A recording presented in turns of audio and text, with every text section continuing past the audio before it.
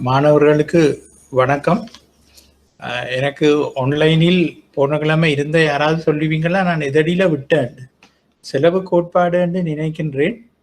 ஆனால் அந்த செலவு கோட்பாட்டிலே எது அடியில் விட்டேன்றது நான் நினைக்கின்றேன். யாருக்காவது ஞாபகம் இருக்கின்றதா? நான் நினைக்கிறேன் இந்த குளோரியா எல்லாம் இருந்தவன் நினைக்கின்றேன்.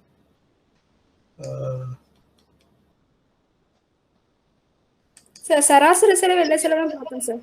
இன்னைக்கு சந்தை அமைப்புகள் பார்க்கணும். சராசரி செலவும் எல்லை செலவும் முடிச்சிட்டோமா? சந்தை அமைப்பு பார்க்கணும். விளங்க இல்லை, இதுல இருந்து பார்க்கணும். இது பார்த்துட்டோமா? இந்த எல்லை செலவு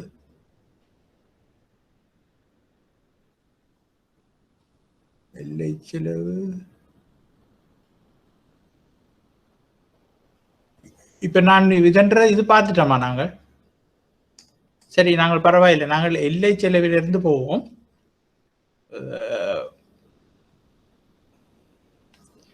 மொத்த செலவு என்பது என்னன்றதை நாங்கள் சரி, அதுக்கு முதல் நான் உங்களுக்கு 2-3 விடயங்களை சொல்லிக்கொண்டு போகின்றேன். முதலாவது விடயம் என்னவென்று சொன்னால், நீங்கள் பாஸ் பேப்பர்ஸ் கேட்டிருந்தீங்கள். அப்ப நான் செய்ய போற 5 பேப்பர்ஸ் அதாவது 2020 எக்ஸாமே நடக்கவில்லை. 2021 ஜனவரியில தான் ஒன்று நடந்திருக்கின்றது. அவை 2018 2 பேப்பர், 2019 2 பேப்பர், 2021 ஒரு பேப்பர் நான் செய்ய உத்தேசித்துள்ளேன். அப்ப அவ்வளவும் உங்களுக்கு அப்லோட் பண்ணி இருக்கின்றது. நாங்கள் இன்றைக்கு ஏதாவது செய்ய வேண்டி வந்தால் முதல் 2018 2 பேப்பரையும் நாங்கள் செய்வோம். 2018 இருக்கிற 2 பேப்பரையும் செய்வோம். செய்து போட்டு மிச்சம் கொஞ்சம் தியரியை பார்த்துட்டு பிறகு நாங்கள் மிச்ச பேப்பர்களை செய்வோம். ஏனென்றால் எனக்கு ஒரு பயம் இருக்கின்றது, பிறகு தியரியை நான் முடிக்காம விட்டால் அது பிறகு ஒரு பெரிய சிக்கலாக போய்விடும். அதால நாங்கள் கொஞ்சம் பேலன்ஸ் பண்ணி கொண்டு போவோம். அது முதலாவது விடயம். 2வது விடயம், நான் நினைக்கின்றேன் நாங்கள் எங்களுக்கு ஒரு எக்ஸ்ட்ரா லீவ் ஒன்று கிடைச்சபடியா நாங்கள் ஒரு கிளாஸ் ஒன்று கூட வைத்து அதில் நாங்கள் கொஞ்சம் கூட படிச்சிருக்கின்றோம். அதால நாங்கள் கொஞ்சம் பயப்படாமல் நாங்கள் மிச்ச கிளாஸ்களை கொண்டு போகலாம்னு நான் நம்புகின்றேன். சரி, அப்ப நாங்கள் இந்த மொத்த செலவிலிருந்து போவோம். மொத்த செலவு என்பது என்ன? இப்ப இங்க பாருங்க, இந்த கிராஃபை பார்த்தீங்கன்னா தெரியும். மாறும் செலவு என்பது எப்பொழுதுமே சைவரில் இருந்து போகும். அதாவது ஒரு அலகை உற்பத்தி செய்யும் பொழுதும் மாறும் செலவு துவங்கிடும். ஆனால் நிலையான செலவு என்பது இப்ப டிஎஃப்சி என்றுதான் இதை சொல்றது, மொத்த மாறும் செலவு, டோட்டல் ஃபிக்ஸ் காஸ்ட். மொத்த மாறும் செலவு என்பது டிவிசி, அது டோட்டல் வேரியபிள் காஸ்ட். அப்ப டிஎஃப்சி என்று சொல்லப்படுகின்ற நிலையான செலவு எப்பொழுதும் கட்டாயம் அந்த உற்பத்தி நடக்கின்றதோ இல்லையோ கட்டாயம் அந்த செலவுகள் இருக்கும். உதாரணமாக உற்பத்தி நடக்கவில்லை என்றாலும் நாங்கள் மெஷினை கொண்டு வந்து பூட்டிட்டு இருந்தால் அந்த மெஷின் மெயின்டெனன்ஸ் காஸ்ட் இருக்கும். சில பில்டிங்களுக்கு எலக்ட்ரிசிட்டி லைட் எரியத்தான் வேணும். சில ஸ்டாஃப்ஸ், அதாவது நேரடியாக வேலை செய்யாத லேபரர்ஸ், அந்த உற்பத்தியில மெஷினரியோட சம்பந்தப்பட்டு நேரடியாக உற்பத்தியில் ஈடுபடாத கிளார்க் மேர், மேனேஜர் மேருக்கு கட்டாயம் நாங்கள் சம்பளம் கொடுக்க வேண்டி இருக்கும். மற்றது வாடகை கொடுக்க வேண்டி இருக்கும். மற்றது நாங்கள் இதன் மூலதனம் கடனாக எடுத்திருந்தால் அதுக்கு வட்டி கொடுக்க வேண்டி இருந்திருக்கும். அப்ப இவை எல்லாவற்றையும் நாங்கள் சொல்லுவது என்னென்று சொன்னால் மேன்தலை செலவுகள் என்று சொல்லுவோம். நீங்கள் அக்கௌண்ட்ஸ் படிச்சிருந்தீங்கன்னா உங்களுக்கு தெரிஞ்சிருக்கும், அது மேன்தலை செலவுன்னு சொல்லுவோம். அப்ப அப்படியான செலவு உற்பத்தி சைவராக இருந்தாலும் பிஸ்னஸ் ஆபரேஷன்ல இருக்குது, அதாவது உற்பத்தி இயங்காவிட்டாலும் நிறுவனம் இயங்குதுன்னு சொன்னா கட்டாயம் அந்த செலவு இருக்கும்.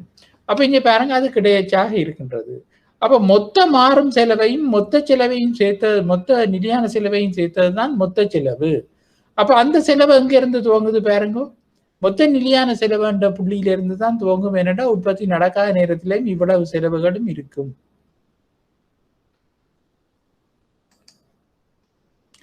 அவே இந்த கிராஃப் இப்படித்தான் இருக்கும். அப்ப நாங்கள் எல்லை செலவு என்பது என்ன? நாங்கள் முதலே பார்த்துட்டோம். எல்லை செலவு என்பது என்ன? ஒரு உற்பத்தி தொடர்பான ஒரு செலவு நடக்கும் பொழுது அந்த ஒரு மொத்த செலவில ஏற்படும் ஒரு அலக உற்பத்தியை நாங்கள் அதிகரிக்கும் பொழுது அந்த மொத்த செலவில் ஏற்படும் மாற்றம் தான் எல்லை செலவு. அப்ப அதை பற்றி நாங்கள் படிச்சிட்டோம். அப்ப இந்த எல்லை செலவு என்ன செய்யும் என்று சொன்னால், ஆரம்பத்தில் வேகமாக குறைஞ்சு கொண்டு வரும். ஆரம்பத்தில் வேகமாக குறைஞ்சு கொண்டு வந்து ஒரு இடத்துல அது சைவர் ஆகும். ஆனா சைவர் ஆகிச்சதோ அதுக்கு பிறகு அந்த எல்லை செலவு என்பது வேகமாக அதிகரித்து செல்லும். அப்ப அடுத்தது சராசரி செலவு. அப்ப சராசரி செலவு என்று நாங்கள் கூறுவது என்னன்னு சொன்னா மொத்த செலவை அவுட்புட்டால, மொத்த செலவை எங்களுக்கு உற்பத்தி வெளியீட்டால் நாங்கள் பிரிக்க வாரது சராசரி செலவு. அப்ப உங்களுக்கு வடிவா தெரியும் மொத்த செலவு என்பதை நாங்கள் சிம்பிளாக நான் நினைக்கிறேன் அந்த கிராஃப் கொண்டு போட்டோமோ தெரியவில்லை, அதை நாங்கள் இதா பிரிச்சு விட்டா வாரது சராசரி செலவு. அதிலே பெரிசா ஒரு பிரச்சனையும் இல்லை. ஆனால் நாங்கள் இந்த மொத்த செலவு, மொத்த மாறும் செலவு, மொத்த நிலையான செலவு என்பதை பார்க்கும் பொழுது அதே மாதிரி ஒரு ஒப்பீட்டை சராசரி செலவு, சராசரி மாறும் செலவு, சராசரி நிலையான செலவு என்ற 3 செலவுகள் மூலமாக நாங்கள் பார்க்க போன்றோம். மொத்த நிலையான செலவை நாங்கள் அவுட்புட்டால பிரிச்சால், வெளியீட்டால பிரிச்சா வாரது சராசரி நிலையான செலவு. மொத்த மாறும் செலவை நாங்கள் அவுட்புட்டால பிரிச்சா வாரது சராசரி மாறும் செலவு. மொத்த செலவை நாங்கள் அவுட்புட்டால பிரிச்சா வாரது சராசரி செலவு. அப்ப இதைத்தான் இதுல சொல்லப்பட்டு இருக்கின்றது. அப்ப அப்படியான நேரத்துல நான் உங்களுக்கு அந்த கிராஃப் போயிட்டுதோ, அந்த டேபிள் போயிட்டுதோ தெரியவில்லை. அந்த டேபிள்ல நீங்கள் இதை போட்டு பார்த்தீங்கள் என்றால் உங்களுக்கு தெரியும் இப்படியான ஒரு நினைக்கிறேன் இதுல இந்த டேபிள் நினைக்கிறேன் உற்பத்தி இதுல ஒரு டேபிள் ஒன்று இருக்கும். அந்த டேபிளுக்கு நீங்கள் செலவை போட்டு பார்த்தாலும் உங்களுக்கு இந்த ரிசல்ட்ஸ் வரும். அப்ப இங்க பாருங்க இது என்ன மாதிரி வந்திருக்கின்றது இந்த கிராஃப்ல பார்க்க தெரியும். இந்த கிராஃப்ல ஏசி என்பதுதான் மொத்த செலவை நாங்க வெளியீட்டால பிரிக்க கிடைக்கிற சராசரி செலவு என்பது இந்த ஏசி. அப்ப கீழே இருக்கிறது ஏபிசி, அதுவும் அதே ஷேப்ல தான் இருக்கும். ஆனா அது மொத்த மாறும் செலவு. அப்ப மொத்த மாறும் செலவை வெளியீட்டால பிரிக்க கிடைக்கிறது சராசரி மாறும் செலவு. அப்ப இங்க பாருங்க அதே ஷேப்ல இருக்கும் சராசரி செலவும் சராசரி மாறும் செலவும். ஆனா இந்த சராசரி செலவுக்கும் சராசரி மாறும் செலவுக்கும் இடையில் உள்ள கேப் என்னவாக இருக்கும் என்று சொன்னால் சராசரி நிலையான செலவாக இருக்கும். அப்ப இந்த சராசரி நிலையான செலவு எப்படி இருக்கும் என்று சொன்னால் இந்த கிராஃப் எப்படி இருக்கும் என்று சொன்னால் இந்த ஏபிசி இந்த கிராஃப் இல்லாட்ட ஏசி இந்த கிராஃப் இப்படியே இப்படி போகும் பொழுது இந்த ஏபிசியும் ஏசியும் கிட்ட கிட்ட நெருங்கி கொண்டு போகும். ஆனா முட்டாது, ஒரு கட்டத்திலே கிட்ட கிட்ட நெருங்கும். அப்ப இந்த எம்சி என்று சொல்லப்படுகின்ற இந்த எல்லை செலவு நாங்கள் அந்த டேபிள்ல போட்டு பார்த்தோமே என்றால் தெரியும். அது வேகமாக குறைஞ்சு கொண்டு வந்து இந்த படம் மாதிரி வராது. ஏனென்று சொன்னால் எம்சியின் அடிப்புள்ளி இங்க இருக்குது. ஆனா உண்மையின்படி அந்த எம்சியின் அடிப்புள்ளி கிட்டத்தட்ட இது அடியில வரும். இந்த ஏபிசியின் அடிப்புள்ளிக்கு கொஞ்சம் கீழே இந்த ஏபிசியின் ஆக குறைந்த புள்ளியை வெட்டி கொண்டு போகும். ஏபிசியின் இந்த கிராஃப்ல ஆக குறைந்த புள்ளியை வெட்டி கொண்டு எம்சி என்ற கோடு போகும். அதே மாதிரி ஏசி என்ற கோட்டுண்ட ஆக குறைந்த புள்ளியை வெட்டி கொண்டு எம்சி போகும். அது எங்களுக்கு முக்கியம். என்னென்று சொன்னால் இந்த எம்சி என்ற கோடு ஏபிசி என்ற கோட்டுண்டையும் ஏசி என்ற கோட்டுண்டையும் ஆக குறைந்த புள்ளியை முட்டி கொண்டு போகும் அந்த கிராஃபில். அதை நாங்கள் கனவடியங்களுக்கு நாங்கள் பயன்படுத்த வேண்டி இருக்கும். அதால நீங்கள் அதை விளங்கி கொண்டீங்களா நல்லா. அப்ப இந்த கிராஃபை நீங்கள் பார்த்தீங்களா சரி. அப்ப இப்ப பாருங்க நாங்கள் மூன்று கிராஃபையும் நாங்கள் பார்க்க போகின்றோம். 3 கிராஃபையும் பார்க்கும் பொழுது இங்கே மொத்த மாறும் செலவும் மொத்த செலவும் இருக்கின்றது. இது இந்த எஃப்சி என்றது இங்க இருந்து இப்படியே நேரம் வந்ததுன்னா அது எஃப்சி. அப்ப இந்த ஏஎஃப்சி என்று சொல்லப்படுகின்ற சராசரி நிலையான செலவை காட்டுற இடம் இது வீட்டுல, அதை நீங்க வெட்டி விடுங்க. அப்ப இங்க பாருங்க ஏஎஃப்சி என்று சொல்லப்படுகின்ற இது ஏபிசியில ஏஎஃப்சி. இது இப்படியான சின்ன சின்ன தவறுகளுக்கு மன்னிக்கணும். அப்ப இந்த ஏஎஃப்சி என்பது சராசரி நிலையான செலவு. அப்ப வெளியீடு அதிகரித்து செல்லும் பொழுது இந்த ஒரு அலகுக்கான செலவு என்பது ஆரம்பத்தில் இப்படி இருந்தாலும் வெளியீடு அதிகரிக்க இது குறைஞ்சு கொண்டு போகும். ஆனாலும் இது இந்த கிடையச்ச முட்டாது, கிடையச்ச ஒருபோதும் முட்டாது. என்னென்ன சொன்னா எவ்வளவுதான் நாங்கள் வெளியீட்டை செய்து கொண்டு போனாலும் அந்த செலவால நாங்கள் பிரிக்கும் பொழுது ஒரு சின்ன தொகையாவது சேரும் செலவாக இருக்கும். அதாலதான் அந்த ஏஎஃப்சி என்ற கோடு ஒரு நாளும் கிடையச்ச விட்டாது என்று நாங்கள் சொல்லிக் கொள்கின்றோம். அப்ப சராசரி உற்பத்தி, எல்லை உற்பத்தி மற்றும் சராசரி செலவு, எல்லை செலவுகளுக்கு இடையான தொடர்பை நாங்கள் இப்ப பார்ப்போம். அப்ப நாங்கள் போன சாப்டர்ல நாங்கள் பார்த்திருந்தோம் உற்பத்தியை பற்றி. அப்ப அந்த உற்பத்தியில நாங்கள் சராசரி உற்பத்தி, எல்லை உற்பத்தியை பற்றி நாங்கள் பார்த்திருந்தோம், மொத்த உற்பத்தி எல்லாம் பார்த்திருந்தோம். அப்ப இங்க சராசரி உற்பத்தி, எல்லை உற்பத்திக்கும் எல்லை செலவுக்கும் சராசரி செலவுக்கும், இந்த தியரி காஸ்ட் தியரிக்குள்ள செலவு கோட்பாட்டுக்குள்ள வர எல்லை செலவுக்கும் சராசரி செலவுக்கும் இடையே உள்ள தொடர்பு என்னன்றதை நாங்கள் பார்த்துக் கொள்வோம். அப்ப நாங்கள் உற்பத்தி கோட்பாட்டுல பார்த்த ஞாபகம் இந்த ஏபி என்ற கோடும் எம்பி என்ற கோடும் பாருங்க. ஏபி என்ற கோடு இப்படியே போய் குறைஞ்சதுக்கு என்ன, எம்பி என்ற கோடு வேகமாக கூடி வேகமாக குறையும்.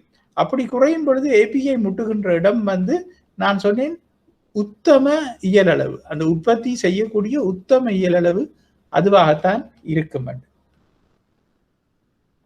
அப்ப இங்க செலவு கோட்பாட்டுல நாங்கள் எடுத்துக்கொண்டு வேண்டும் சொன்னால், இப்ப நான் முதல் காட்டின அந்த கிராஃபின் படி இங்க பாருங்க, ஏசி என்ற கோடு இப்படித்தான் இருக்கு.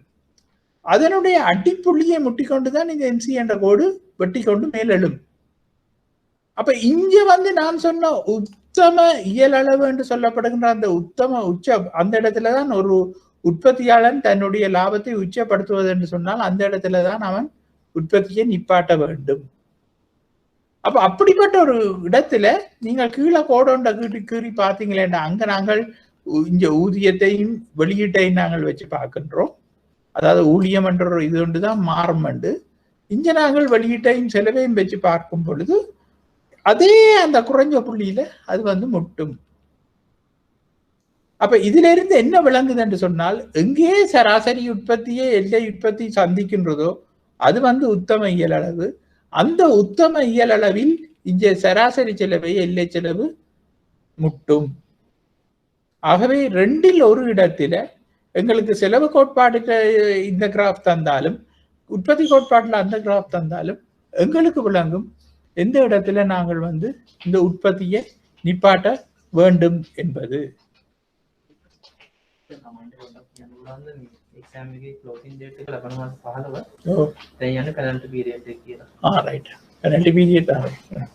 ஆகஸ்ட் 15. அப்ப இந்த இடத்துல இது முட்டும்.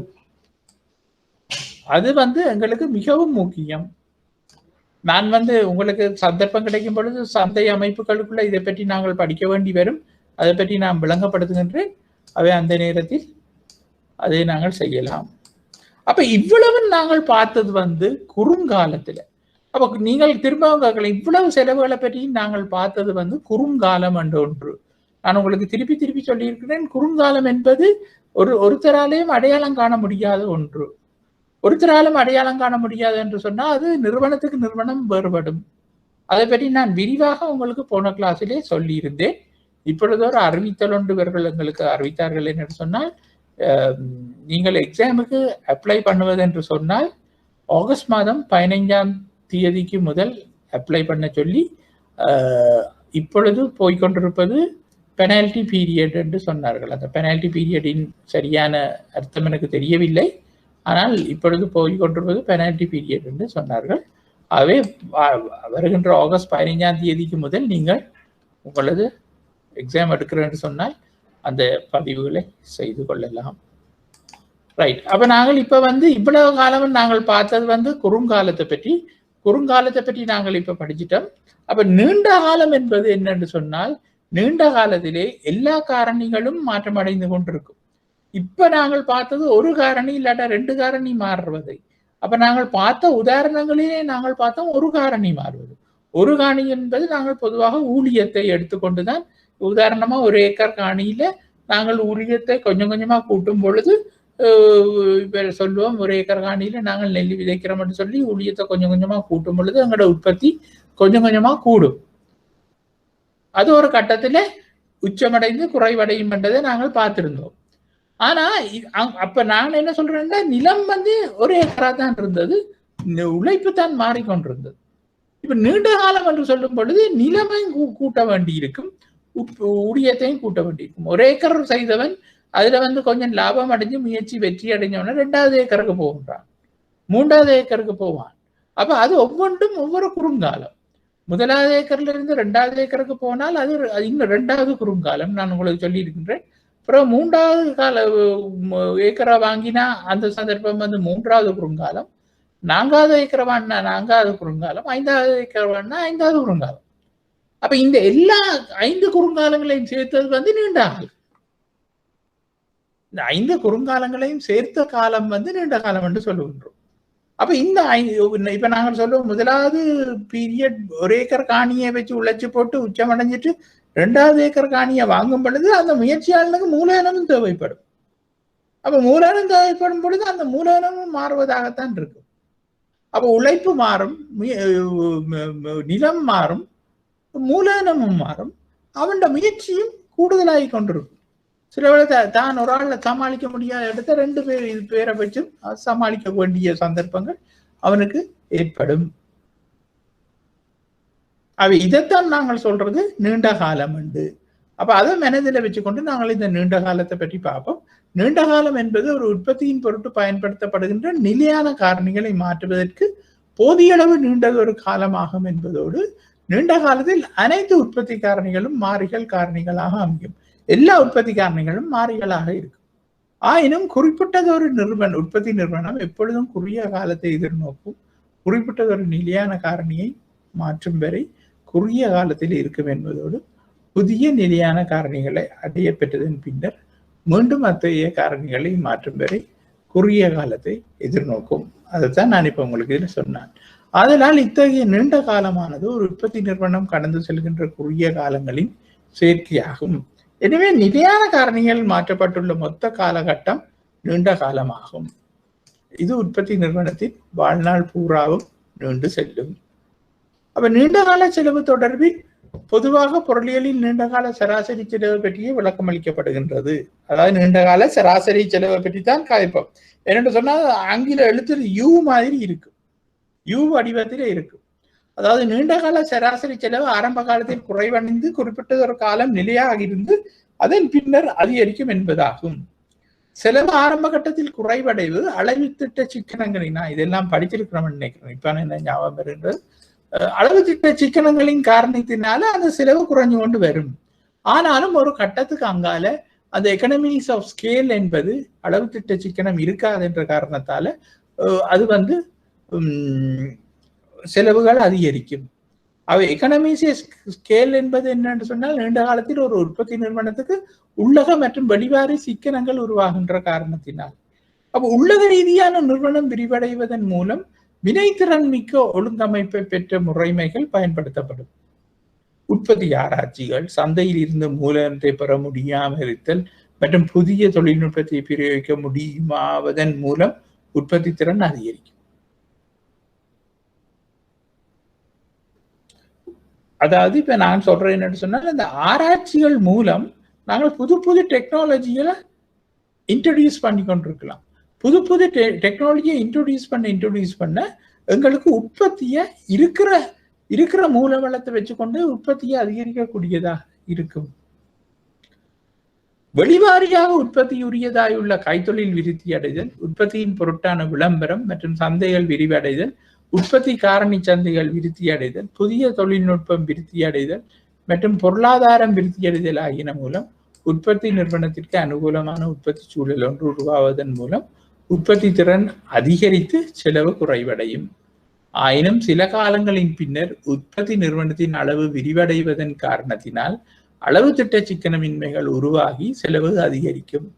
அப்ப முகாமைத்துவம் சிரமமாயிருக்கும், தொழிற்சங்க நடவடிக்கைகள் உருவாகும், அதன் மூலமாக சம்பளம் உயர்வு கேப்பினம், சம்பளம் கூட்டி கொடுக்க வேண்டி இருக்கும். அப்படி இல்லாத பட்சத்துல வேலை நிறுத்தங்கள் ஏற்படும், வேலை நிறுத்தத்தால உற்பத்திகள் பாதிக்கப்படும். அப்படி அந்த தேவையில்லாத செலவுகள் அதிகரித்து கொண்டிருக்கும். அப்ப கைத்தொழிலில் அதிக போட்டித்தன்மையின் காரணமாக நிறுவனத்தை வேறு நிறுவனம் சொந்தமாக்கி கொள்ளல் ஆகிய பாதகமான காரணிகள் அந்த நீண்ட காலத்திலே ஏற்படும். அப்ப அநேகமான நாடுகளில் பாரிய அளவிலான உற்பத்தி நிறுவனங்கள் மூடப்படுதல் ஆகியனவும் நேரிடலாம். உதாரணமா ஐக்கிய அமெரிக்காவின் பீட்ஸ்பர்க் நகரத்தில் இரும்பு மற்றும் உருக்கு கைத்தொழில் மூடப்பட்டமை மற்றும் இங்கிலாந்தின் லங்கஷயர் பிராந்தியத்தில் பருத்தி நூல் நூற்றல், கைத்தொழில்கள் மூடப்பட்டமை ஆகியவற்றை குறிப்பிடலாம். அதாவது இப்ப இதுல என்ன சொல்லப்படுகின்றன, உதாரணத்துக்கு இப்ப எப்படி பாருங்க, இந்த தொழிற்புரட்சி என்றதை ஏற்படுத்தினதே இங்கிலாந்து தான். ஆனா இப்ப இன்றைக்கு இங்கிலாந்துல இருந்து எவ்வளவு ப்ராடக்ட்ஸ், அதாவது கைத்தொழில் பொருட்கள் எங்களுக்கு கிடைக்கின்றன, இல்லாட்ட உலகத்துக்கு கிடைக்கின்றன? இல்லை. உதாரணத்துக்கு எடுத்துக்கொண்டா கார்கள் எடுத்துக்கொண்டா கூட ஒரு காலத்துல இங்கிலாந்துல இருந்து கார் உற்பத்திகள் மிகவும் பிரபல்யமாக இருந்தன. ஆனா இந்த 2ஆம் உலக யுத்தத்துக்கு பின்பு ஜப்பான் நிறைய கார்களை புதிய புது தொழில்நுட்பத்தில் அறிமுகப்படுத்தி உலக சந்தையை கைப்பற்றின என்று சொல்லலாம். அமெரிக்கால கூட இவ்வளவு நிறைய கார்கள் இருந்தது. அப்ப இப்படியான கைத்தொழில் புரட்சி ஏற்பட்ட இடத்திலேயே இன்னைக்கு பெருசா கைத்தொழில முன்னிலைமையில இல்லை அந்த நாடு. அப்ப இப்படியான பிரச்சனைகள் வாரதாலதான் இந்த நிலைமை ஏற்படுது. அந்த வளர்ச்சி அடைந்த நாடுகள்ல லேசாக அந்த பிசினஸ்களை எடுத்து மூடி போட்டு போயிடுவினோம். பழமை வாய்ந்த பிசினஸ்களை நாங்கள் வச்சிருக்கணும், இல்லாட்டா இன்னொருத்தர் டேக் ஓவர் பண்ணணும் என்ற எண்ணங்கள் இல்லாம ஒருத்தரும் டேக் ஓவர் பண்ண இல்லையான்னு சொன்னா எடுத்து மூடி போட்டு போயிடுவினோம். அப்ப இது நீண்ட காலம். அப்ப அந்த நீண்ட காலத்துல ஏற்படுகின்ற அந்த ஏசி என்ற செலவு இது படம் தான் இது. இன்னும் இது விரிவாக வரும். ஆனா இன்னும் ஒரு பெரிய சட்டி மாதிரி வரும் இது. நான் உங்களுக்கு அண்டையை கீறி காட்டி இருக்கின்றேன் இந்த இதை. ரைட். ஆகவே நாங்கள் இப்பொழுது நாங்கள் செலவு கோட்பாடு பார்த்து முடிச்சிட்டோம். அடுத்தது நாங்கள் உற்பத்தியாளர் வருமானம் இல்லாட்ட சந்தை அமைப்புகளை பற்றி பார்த்தா நல்லம். ஆனால் நாங்கள் அதுக்கு முதல் நாங்கள் ஒரு பாஸ் பேப்பரை பார்ப்போம். அப்போ உங்களுக்கு எல்லாம் டவுன்லோட் 5 பேப்பரும் தந்தாச்சு உங்களுக்கு. ஆனால் நீங்கள் அந்த 5 பேப்பரை நீங்கள் வேணுமெண்டா பிரிண்ட் அவுட் எடுத்து ஏதோ ஒரு வகையில் வச்சிருக்கலாம். ஆனால் நானும் இங்கே அப்லோட் பண்ணினபடியே நான் இன்றைக்கு எனக்கு தேவையான நேரத்தில் நான் அந்த பேப்பரை கொண்டு வந்து உங்கள்கிட்ட தந்து நாங்கள் அந்த பேப்பரை செய்வோம். ஆனா இதுல உள்ள பிரச்சனை என்னன்னு சொன்னால், இது வேறொரு பேப்பரா இவியல் எனக்கு தந்துட்டு, அதாவது இந்த மார்ச் 2018 என்பது பாருங்க 101 நிதியியல் முறைமை அளவீடு என்று இருக்கின்றது. நிதியியல் முறைமை அளவீடு என்பது 101, அது எங்களுக்கு இல்லை. அவை நீங்கள் அதை பற்றி ஒரு பிரிண்ட் அவுட் ஒன்றும் எடுக்க வேணாம்.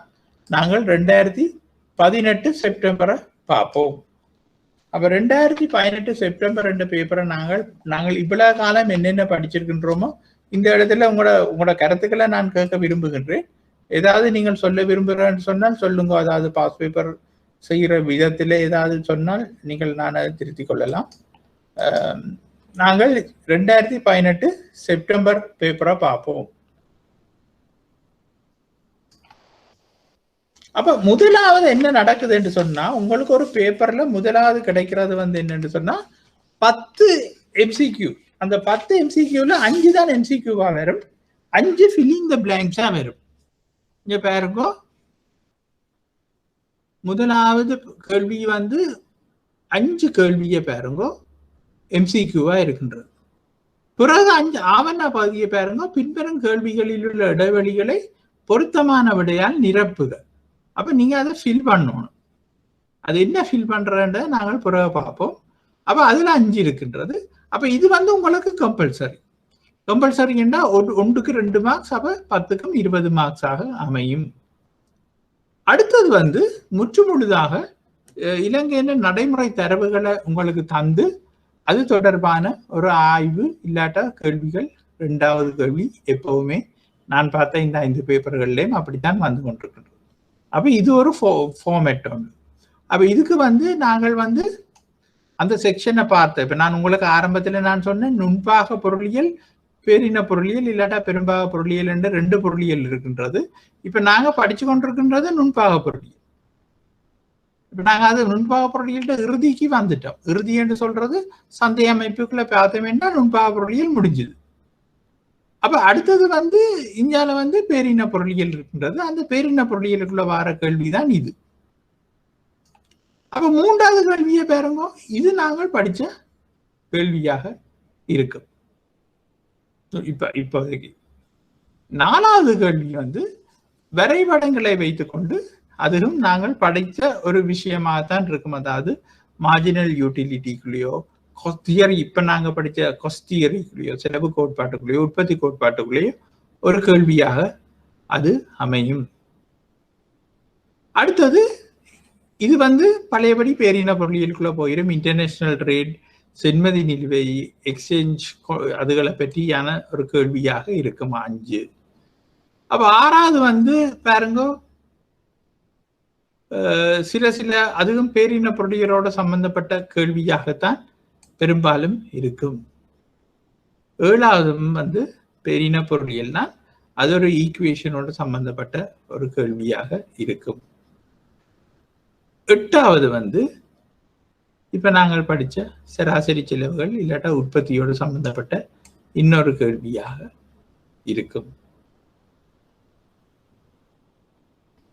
அப்ப நாங்கள் படிச்சதை கொண்டு நீங்கள் இதை பிராக்டிஸ் பண்ணி கூட நீங்கள் பார்க்கலாம். பிராக்டிஸ் பண்ணி பார்க்கும் பொழுது பிளவுறது பிரச்சனை இல்லை. எவ்வாறு நாங்கள் அதை திருத்திக் கொள்கின்றோம், அப்பதான் நாங்கள் இன்னும் கூடுதலாக விளங்கிக் கொள்ள கூடியதாக இருக்கும். அப்ப முதலாவது கேள்வியில வந்து நாங்கள் செய்யக்கூடிய, நாங்கள் இவ்வளவு நேரம் படிச்சதை பற்றிய கேள்விகளை செலக்ட் பண்ணி நாங்கள் செய்து கொண்டு போவோம். அப்ப நாங்கள் அதை மார்க் பண்ணி விட்டோமே என்று சொன்னால் அது பிறகு வந்து நாங்கள் டச் பண்ணாம விடலாம். அப்ப முதலாவது கேள்வியை பாருங்கோ. முதலாவது கேள்வி என்ன சொல்லப்படுகின்றது? பொருளியல் ஆராய்வது யாதெனில். அப்ப பொருளியல் வந்து என்னத்தை பற்றி ஆராய்கின்றது? இப்ப இதுல நான் நீங்கள் ஓப்பனா நீங்கள் என்னோட டிஸ்கஸ் பண்றது தான் நான் விரும்புகிறேன் என்றால், நான் இதுக்கு பதில் சொல்லி நீங்கள் விளங்கி கொள்வதிலும் பார்க்க, நீங்களா விளங்கி திருத்தி கொள்றது இன்னும் நல்ல. அதால உங்கள்கிட்ட இருந்து நான் பதிலை நான் எதிர்பார்க்கின்றேன். பொருளியல் ஆராய்வது யாதெனில் என்று சொன்னா, பொருளியல் வந்து என்னத்தை பற்றி ஆராய்கின்றது? மட்டுப்படுத்தப்பட்ட தனது தேவைகளை சமூகம் எவ்வாறு முகாமை செய்கின்றது? மட்டுப்படுத்தப்பட்ட தேவைகளை கவனித்துக் கொள்ளணும். சமூகம் எவ்வாறு முகாமை செய்கின்றது? தனது எல்லையற்ற வளங்களை சமூகம் எவ்வாறு முகாமைத்துவம் செய்கின்றது? தனது எல்லையற்ற வளங்களை சமூகம் எவ்வாறு முகாமை செய்கின்றது? சந்தர்ப்ப செலவை சமூகம் எவ்வாறு உச்சப்படுத்துகின்றது? மட்டுப்படுத்தப்பட்ட தனது வளங்களை சமூகம் எவ்வாறு முகாமை செய்கின்றது? அப்ப எனக்கு யாராவது இதுல உங்களுக்கு தெரிஞ்ச ஆன்சர் என்ன அது சொன்னீங்களேன்னா எனக்கும் சந்தோஷமா இருக்கும். நான் படிப்பிச்ச விடயம் உங்களுக்கு பிரயோசனமா இருந்திருக்கின்றது. சார் 4வது. ரைட். அது ஏன் என்று சொல்றீங்க? பயப்படாம கதைங்க. அது ஏன் என்று சொல்றீங்க? பொருளியல் ரீதி ஆராய்தல்னு சொன்னா மனிதனுடைய எல்லையற்ற விருப்பங்களை மட்டுப்படுத்த வளங்களை பயன்படுத்தி அதை பத்தி ஆராய்றதுதான். அதுதான் உண்மை. என்னென்னு சொன்னா, நாங்க முதல் வசனமே பொருளியல்ல நாங்கள் படிச்சோம் என்னென்று சொன்னா, மனிதனுடைய தேவைகள் எண்ணற்றவை. மனிதனுடைய தேவைகள் எண்ணற்றவை. அந்த எண்ணற்ற தேவைகளை பூர்த்தி செய்யக்கூடிய அளவுக்கு இந்த உலகத்துல வளங்கள் இல்லை. அப்ப எங்கள்கிட்ட லிமிட்டடா இருக்கின்ற அந்த வளங்களை நாங்கள் என்னென்னு மேனேஜ் பண்ண போகிறோம். அதாவது எங்களோட எல்லையற்ற தேவைகளுக்கு என்ன மாதிரி ப்ரிஃபர் பண்ணி அதை நாங்கள் மேட்ச் பண்ணி கொள்ளுகின்றோம் என்பதுதான் பொருளியல். அப்ப முதலாவது பிறகு மட்டுப்படுத்தப்பட்ட தனது தேவைகளை சமூகம் எவ்வாறு முகாமை செய்கின்றால் அது எங்களுக்கு அப்படியே விளங்குது தானே. அப்பட்டமான போய் என்னன்னா, தேவைகள் எண்ணற்றவை வளங்கள்லாம் மட்டுப்படுத்தப்பட்டது. அப்ப முதலாவது வராது. அப்ப 2வது தனது எல்லையற்ற வளங்களை சமூகம் எவ்வாறு முகாமைத்துவம் செய்கிறார். வளங்கள் எப்பொழுதுமே எல்லையற்றது அல்ல. 3வது சந்தர்ப்ப செலவை சமூகம் எவ்வாறு உச்சப்படுத்துகின்றோம். ஒரு நாளும் நாங்கள் சந்தர்ப்ப செலவை உச்சப்படுத்த விரும்புவதில்லை. சந்தர்ப்ப செலவுகளை மினிமைஸ் பண்ணுவோம், இல்லாட்டா அதை தவிர்க்க பார்ப்போம். ஆகவே இங்கே எங்களுக்கு வெட்ட வெளிச்சமாக தெரிகின்றது மட்டுப்படுத்தப்பட்ட தனது வளங்களை சமூகம் எவ்வாறு முகாமைத்துவம் செய்கின்றது என்றதுதான் இதன் சரியான விடையாக இருக்கின்றது. அப்ப 2வது தற்போதைய இலங்கை பொருளாதாரத்தை இவ்வாறு வர்ணிக்க முடியும். முதலாவது பிரதான வேளாண்மை, பிரதான கைத்தொழில், பிரதான சேவைகள், பிரதான கட்டட வாக்கம்.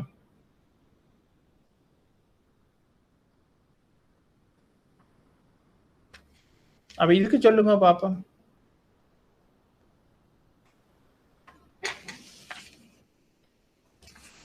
இது வந்து நாங்கள் நேரடியாக படிக்காவிட்டாலும் எங்களுக்கு தெரிந்திருக்க வேண்டிய ஒரு விடயம். யாராவது சொல்லுங்க, ஏதோ ஒரு க்ளூவை வச்சு கொண்டு சொல்லலாம்.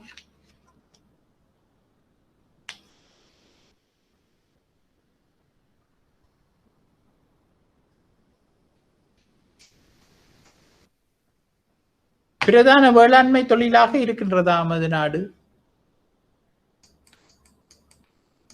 இல்லாட்ட பிரதான கைத்தொழில் தொழிலாக இருக்கின்றதா? பிரதான சேவைகள் தொழிலாக இருக்கின்றதா? இல்லாட்டா பிரதானமாக கட்டிடவாக்க தொழிலாக இருக்கின்றதா? இதுகளை இந்த நாளையும் நாங்கள் எதை வச்சு கொண்டு எடுக்கின்றோம் என்று சொன்னால், இப்ப நீங்க சென்ட்ரல் பேங்கின் ஆனுவல் ரிப்போர்ட்டை எப்படியாவது நீங்கள் பார்க்க வேண்டிய ஒரு அவசியம் இருக்கின்றது. என்னன்னு சொன்னால், நீங்கள் மற்ற மற்ற பாடங்கள் படிப்பதற்கும் உங்களுக்கு சென்ட்ரல் பேங்கின் ஆனுவல் ரிப்போர்ட் தேவை.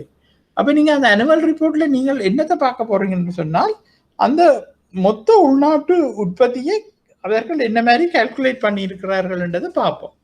அப்போ மொத்த உள்நாட்டு உற்பத்தியை அவர்கள் கால்குலேட் பண்ணி கொண்டு போகும்போது வேளாண்மை துறை ஒன்று இருக்கின்றது, கைத்தொழில் துறை இருக்கின்றது, சேவைகள் துறை இருக்கின்றது, கட்டடவாக்க துறை எல்லாம் இருக்கின்றது. அப்ப அதுல எந்த துறையின் கண்ட்ரிபியூஷன் கூடவோ அந்த தான் நாங்கள் இலங்கை பொருளாதாரத்தை அதை பேஸ் பண்ணி போய்கொண்டிருக்கிறது தான் நாங்கள் எடுக்க வேண்டி இருக்கும். அப்ப அந்த அடிப்படையில் யாராவது சொல்லுங்க பாப்போம், என்னத்தை நோக்கி போய்கொண்டிருக்கணும், இல்லாட்டா என்ன கூடவாக இருக்கின்றது. இப்ப இந்த கோவிட் பிரச்சனையால் எதன் மாறுபட்டிருந்தா அது வேற விஷயம். ஆனாலும் அதை நாங்கள் கருத்தில் கொள்ளத்தான் வேண்டும். உதாரணத்துக்கு 2020 ஆண்டு ஆனுவல் ரிப்போர்ட்ல என்ன சொல்லுதோ அதைத்தான் நாங்கள் எடுக்கணும். ஆனா நான் உங்கள்கிட்ட சும்மா கேட்கின்றேன், இவ்வளவு காலம் இந்த கோவிட் பிரச்சனை வேற மட்டும் என்ன துறை இதுக்குள்ளே பிரதானமாக இருந்தது?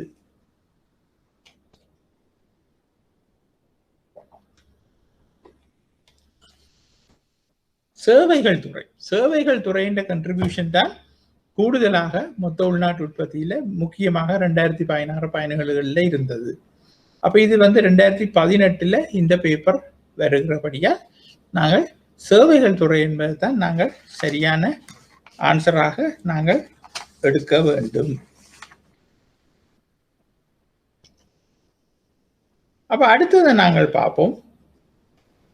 உற்பத்தி காரணி மற்றும் காரணி வருமானம் ஆகியவற்றின் சரியான இணைவு பின்வருவனவற்றில் எதுவாகும்? இதுக்கு சொல்லுங்க பாப்போம் யாராவது.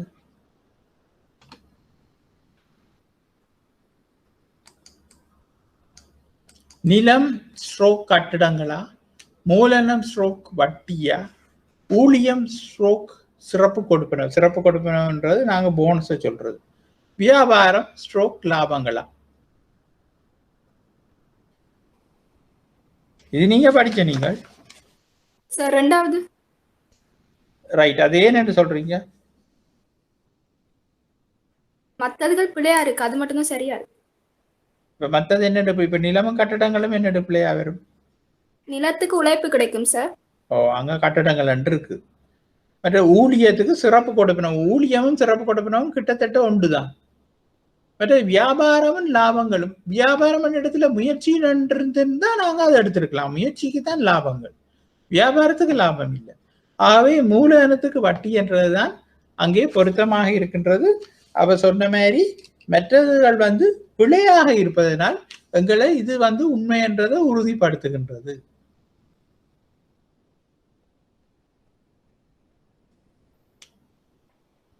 அப்ப அடுத்தது வந்து பொதுவாக ஒரு தட்டையான கேள்வி வலை என்பது பெரும்பாலும் எவ்வகையை கொடுக்கும், எவ்வகையானது என்பதை நாங்கள் பார்க்கலாம். அப்ப பெரும்பாலும் தட்டையான கேள்வி வலை என்பது பெரும்பாலும் எவ்வகையானதாக இருக்கும்?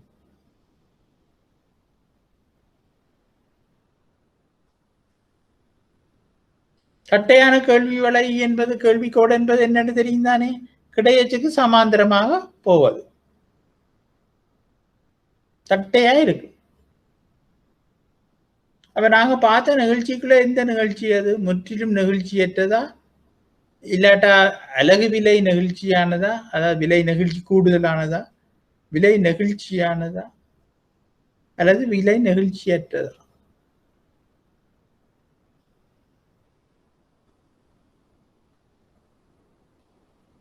இதை நீங்களே படிச்சு நீங்களே ஆன்சரை எனக்கு அடுத்த கிழமை வந்து சொன்னாலும் பரவாயில்லை. என்னென்னா இதெல்லாம் வந்து எங்களுக்கு வந்து நாங்கள் படித்த விடயம் மட்டுமல்ல, ஒரு பேசிக் விடயமாகும். ரைட். அப்ப அடுத்ததை நாங்கள் பார்ப்போம்.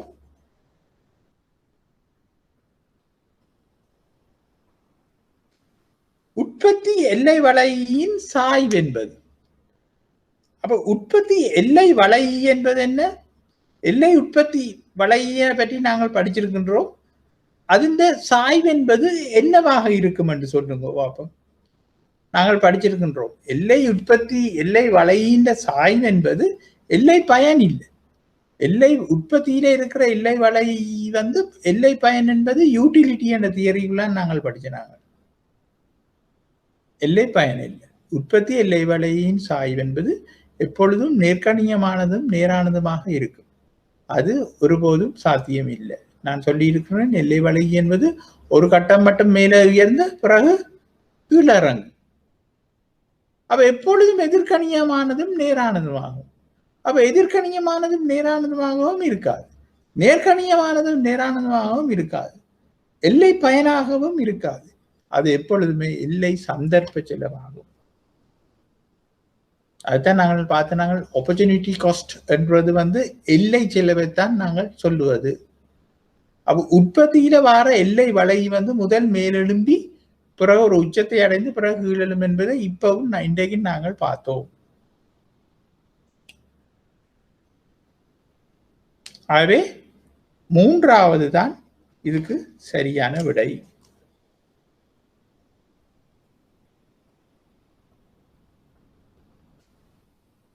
அப்ப அடுத்த கேள்விகளை பாருங்க. அடுத்த கேள்விகளை நாங்கள் பார்ப்பதற்கு வந்து எங்களுக்கு வந்து நாங்கள் செகண்ட் பேப்பர் படிக்க வேண்டி இருக்கும். அதுல வந்து மத்திய அரசு கடன் அதுகள் எல்லாம் படிக்க வேண்டி இருக்கும். ஒரு நாட்டின் ஏற்றுமதி விலை சுட்டன் எல்லாம் நாங்கள் செகண்ட் பேப்பர்ல தான் படிப்போம். அது நீங்களும் விடைக்கிட சென்ட்ரல் பேங்க் ரிப்போர்ட்டை தட்டி பார்த்து கொள்ளலாம். இலங்கையில் பெட்ரோலிய எண்ணெய் சந்தை, இது ஒரு பொதுவான கேள்வி, நாங்கள் பார்ப்போம்.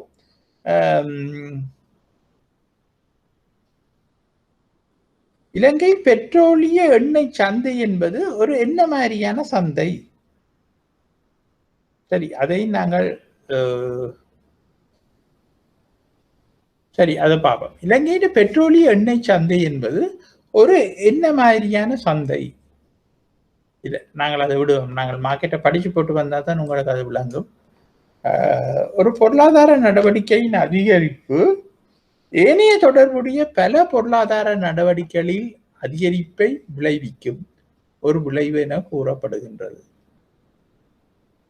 அப்போ ஒரு பொருளாதார ஒரு செக்ஷன் என்று சொல்லுவோமே, ஒரு எங்கள்கிட்ட இப்ப இலங்கை என்ற ஒரு நாட்டில் 20 துறைகள் இருக்கின்றன. அப்ப அந்த 20 துறைகள்ல எல்லா துறைகளும் சரியாக இயங்கினால்தான் எல்லாமே சமமாக இயங்கி கொண்டு இருக்கும். அப்ப அப்படியான கட்டத்துல வந்து ஒரு துறையின் வளர்ச்சி வந்து மற்ற துறைகள்ல பொருளாதார நடவடிக்கைகள்ல நிறைய அதிகரிப்பை ஏற்படுத்துமாக இருந்தால் அதை நாங்கள் சொல்லுவோம் வந்து பெருக்கி விளைவு என்று சொல்லுவோம், மல்டிபிள் இஃபெக்ட் என்று சொல்லுவோம். ஒன்று வந்து அங்க பெரிசாக்கி காட்டிக்கொண்டு போகின்றது. அப்ப அந்த 9வது நாங்கள் பார்த்துக்கொள்வோம். அதை நாங்கள் சொல்றது மல்டிபிள் இஃபெக்ட் என்று, பெருக்கி விளைவு என்று நாங்கள் அதை சொல்லுவோம். அடுத்ததை பாருங்க. இது வந்து நான் உங்களுக்கு நீங்களே தான் சொல்ல வேணும். ஒரு சுதந்திர சந்தையில் தன்னியக்கமான சமநிலையை எய்துவதற்கு உதவும் சந்தை அழுத்தத்தை என்ன என்று அடம் ஸ்மித் குறிப்பிட்டுள்ளார். அடம் ஸ்மித் குறிப்பிட்டது என்னென்று எங்களுக்கு தேவையில்லை, நான் உங்களுக்கு சொல்லியிருக்கிறேன். ஒரு சுதந்திர சந்தையில ஒரு சமநிலை விலை சமநிலை தொகையை தீர்மானிப்பது வந்து எதன் அடிப்படை என்பதை இப்ப நீங்களே எனக்கு சொல்லணும். என்னோட சொன்ன இதெல்லாம் பேசிக். இப்ப நான் இதுக்கு பதில் சொன்னேன்னா எனக்கு அது வெக்கம். ஆகவே நீங்கள் சொல்லி அதை நியாயப்படுத்தினீங்கன்னா நானும் சந்தோஷப்படுவேன், உங்களுக்கு விளங்கி இருக்கும்.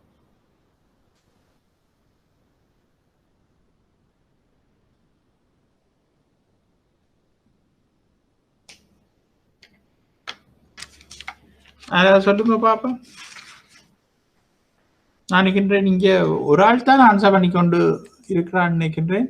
இப்ப தனுஜா இருக்கிறா, தனுஷா, சோதீஷ்குமார் இருக்கிறா, சிவகுமார். சரியா பிள்ளையா நாங்கள் ஒரு டிஸ்கஷன் அவ்வளவுதான். அப்ப உங்களோட பிரச்சனைகளை நீங்கள் தெளிவுபடுத்தி கொண்டு போகலாம். அடம் ஸ்மித் சொன்ன விஷயம் என்ன? ஒரு சுதந்திர சந்தையில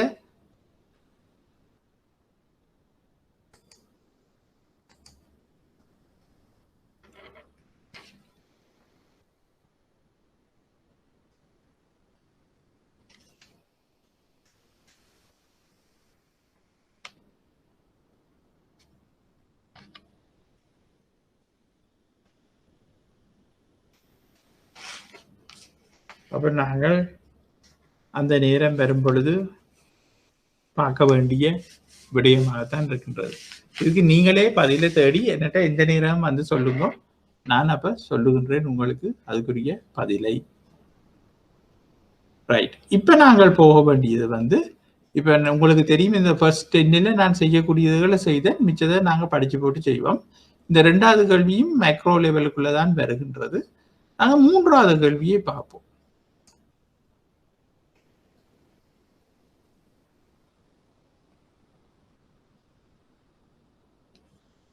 அப்ப இங்க பாருங்க, இதை வாசிங்க முதலாவது கேள்வியை.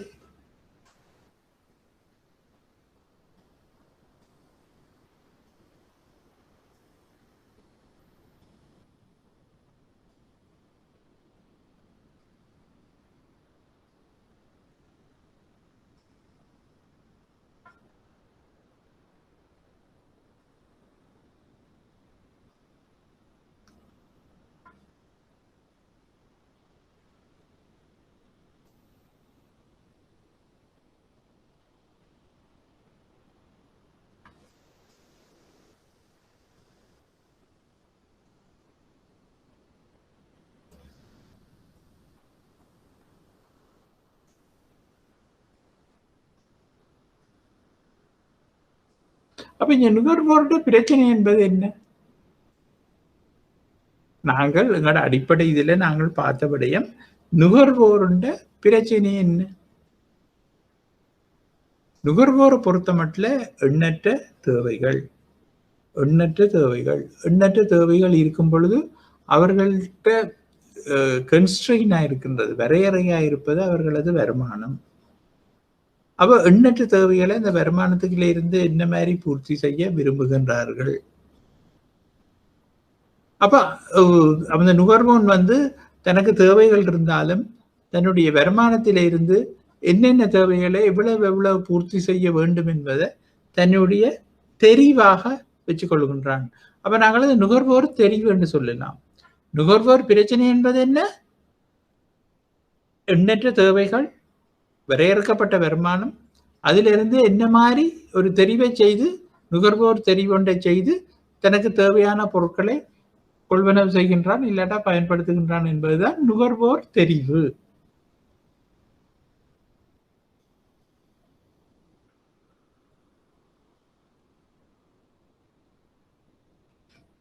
அப்ப இதுக்குள்ள நாங்கள் நுகர்வோருண்ட பயனை பற்றி நாங்கள் கொஞ்சம் சொல்லலாம். அப்ப இப்ப நான் சொல்லுவோம், நான் ஒவ்வொரு நாளும் எனக்கு வருமானம் இருக்கின்றது. வருமானம் இருக்கும் பொழுது என்னுடைய வருமானத்துக்கு நான் விடிய பான் தான் சாப்பிடலாம், இல்லாட்டா இரவுல பான் தான் சாப்பிடலாம் என்று வச்சு கொள்வோம். ஆனா பானுக்கும் இடியப்பத்துக்கும் இடையில பெரிய அளவுல விலை வேறுபாடு இல்லை. அப்ப எனக்கு ஒரு பயன் ஒன்று இருந்தது என்றால் நான் தொடர்ந்து பானை சாப்பிடுவேன். ஒவ்வொரு நாளும் இரவு நான் அந்த பானால எனக்கு பயன் கிடைக்குமாக இருந்தால் நான் ஒவ்வொரு நாளும் இரவு பானை சாப்பிடுவேன். அப்படி என்றைக்கு அந்த பயன் எனக்கு குறைஞ்சு கொண்டு போகின்றதோ நான் அன்றைக்கு அதை விட்டுட்டு என்னோட வருமானம் அதே அளவு தான் செலவழிக்கலாம் இடியப்பத்தில், நான் அந்த இடியப்பத்தை சாப்பிட வழிக்கிடுவேன்.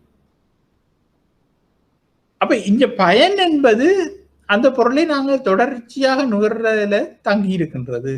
அப்ப நுகர்வோர் பிரச்சனை என்ற பொழுது முதலாவது நாங்கள் சொல்ல வேண்டியது தெரிவு.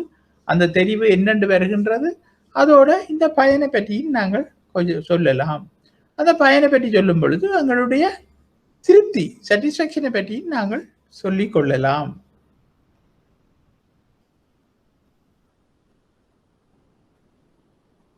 அதோட முதலே நான் சொன்ன மாதிரி அந்த வருமானத்தை பற்றி, இந்த வருமானம் மட்டுப்படுத்தப்பட்டதாக இருப்பதால தான் இந்த பிரச்சனைகள் இருக்கின்றன. அப்ப வருமானம் கூடும் பொழுது அந்த நுகர்வோன் தன்னுடைய பிரச்சனைகளை கொஞ்சம் கொஞ்சம் தீர்த்து போட்டு அடுத்த தேவையை பற்றி யோசிப்பான். உதாரணமாக நீங்கள் இங்கே கவனிச்சு பார்க்கலாம், இல்லாட்டா இப்ப வெளிநாடுகளில் இருப்பவர்களை நீங்கள் கவனிச்சு பார்க்கலாம். இப்ப ஒரு 30 வருஷத்துக்கு முதல் வெளிநாட்டுக்கு போனவர்கள் ஆரம்பத்திலே சரியாக கஷ்டப்பட்டு அங்கு உழைத்து தங்களை நிலைநிறுத்தி தங்களுடைய பிள்ளைகளை அவர்கள் விரும்பின மாதிரி பள்ளிக்கூடங்கள் எல்லாம் சேர்த்து கொஞ்சம் படிப்பிச்சு இப்போ ஒரு 30 வருடத்துல அவர்கள் பிள்ளைகளுக்கு கல்யாணம் செய்து முடிச்சு இல்லாட்டா பிள்ளைகள் தாங்களாகவே உழைக்கின்ற ஒரு நிலை வரும் பொழுது அவர்கள் தங்களுடைய அடுத்த தேவையை பற்றி யோசிப்பார்கள். இதை நான் இலங்கையில ஏன் சொல்லவில்லைன்னு சொன்னால், இலங்கையில இது சரியான கஷ்டமான விடயம். இப்ப நான் என்ன சொல்றேன்னா, அடுத்த தேவை என்பது இப்ப வெளிநாட்டில் இருப்பவர்கள் ஆனுவல் ட்ரிப் எங்கேயாவது வெளிக்கிடுவார்கள். இந்த கோவிட் பிரச்சனையை விட்டு நான் சொல்லுகின்றேன், எங்கேயாவது பக்கத்து நாடுகளுக்கு போவார்கள், இலங்கைக்கு போவார்கள், தங்களோட சொந்தக்காரரை பார்த்து கொள்றதுக்கு அப்படி இப்படின்னு ஒரு வருடம். அப்ப இலங்கைக்கு வந்தால் சொல்வார்கள், நாங்கள் அடுத்த வருடம் இங்கே போயிருக்கின்றோம், அதுக்கு அடுத்த வருஷம் இங்கே போயிருக்கின்றோம், அதுக்கு அடுத்த வருடம் நாங்கள் இங்கே வருவோம்.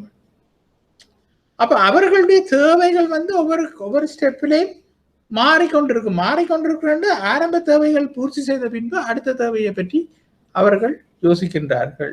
இப்ப இலங்கை போன்ற நாட்டுல அப்படியான ஒரு நிலைமை கொஞ்சம் கஷ்டம் என்றபடியே நான் இலங்கை உதாரணத்துக்கு சொல்லவில்லை. அப்ப இங்க என்ன நடக்குதுன்னு சொன்னா, அவர்களுடைய வருமானம் என்பது அதிகரிக்கின்றது.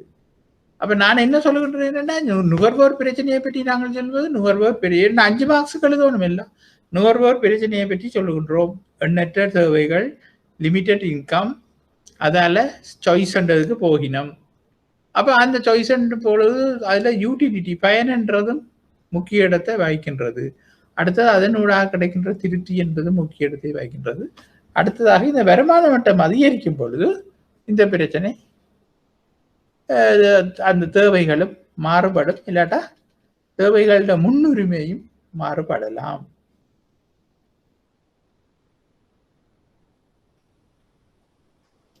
அப்ப அடுத்ததை பாருங்க, பொதுவாக கேள்வி வலை ஏன் கீழ்நோக்கிய சாய்வை கொண்டுள்ளது என்பதை விளக்குக. பொதுவாக கேள்வி வலை என்பது ஏன் கீழ்நோக்கிய சாய்வை கொண்டுள்ளது என்பதை விளக்குக. அப்ப உங்களுக்கு தெரியும், கேள்விக்கோடு ஏன் கீழ் நோக்கி போகின்றது, மேலிருந்து கீழாக கீழ் நோக்கி வந்து கொண்டிருக்கும், இடமிருந்து பலமாக மேலிருந்து கீழாக கீழ் நோக்கி வந்து கொண்டிருப்பதுதான் கேள்விக்கோடு. அப்ப முக்கியமாக இந்த கேள்விக்கோடு மேலிருந்து கீழாக இடமிருந்து பலமாக கீழ் நோக்கி வந்து கொண்டிருப்பதற்கு காரணம் என்று சொன்னால், எல்லை பயன் கோட்பாடு, டிமினிஷிங் மார்ஜினல் யூட்டிலிட்டி என்று நாங்கள் நான் நினைக்கிறேன் ப்ரொடக்ஷன் பாசிபிலிட்டி கர்வுக்கு அடுத்ததாக பார்த்த கேள்வி சாப்டர். அப்ப அதை பார்த்தீங்கள் என்றால் ஏன் இந்த கேள்விக்கோடு கீழே நோக்கி வரும் என்பது நாங்கள் சொல்லிக் கொள்ளலாம். அப்ப கொஞ்சம் கொஞ்சமா நாங்கள் கூடுதலான பொருட்களை வேண்டி நுகர்ந்து கொண்டிருக்கும் போது அந்த எல்லை பயன் குறைஞ்சு கொண்டு வருமாக இருந்தால்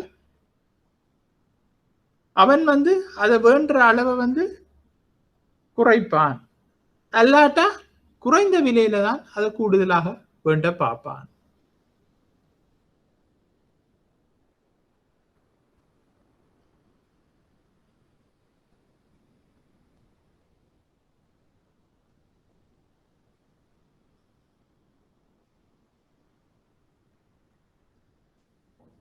அப்ப இதைத்தான் நாங்கள் அதில் சொல்லிக் கொள்ளலாம். அப்ப மூன்றாவது பற்றி நாங்கள் பார்ப்போம். கேள்வி வலையின் நகர்வுகள் மற்றும் கேள்வி வலை மீது அசைந்து செல்வது இரண்டினையும் வேறுபடுத்தி இந்த மாற்றங்களை ஏற்படுத்தும் காரணிகளை விளக்குக.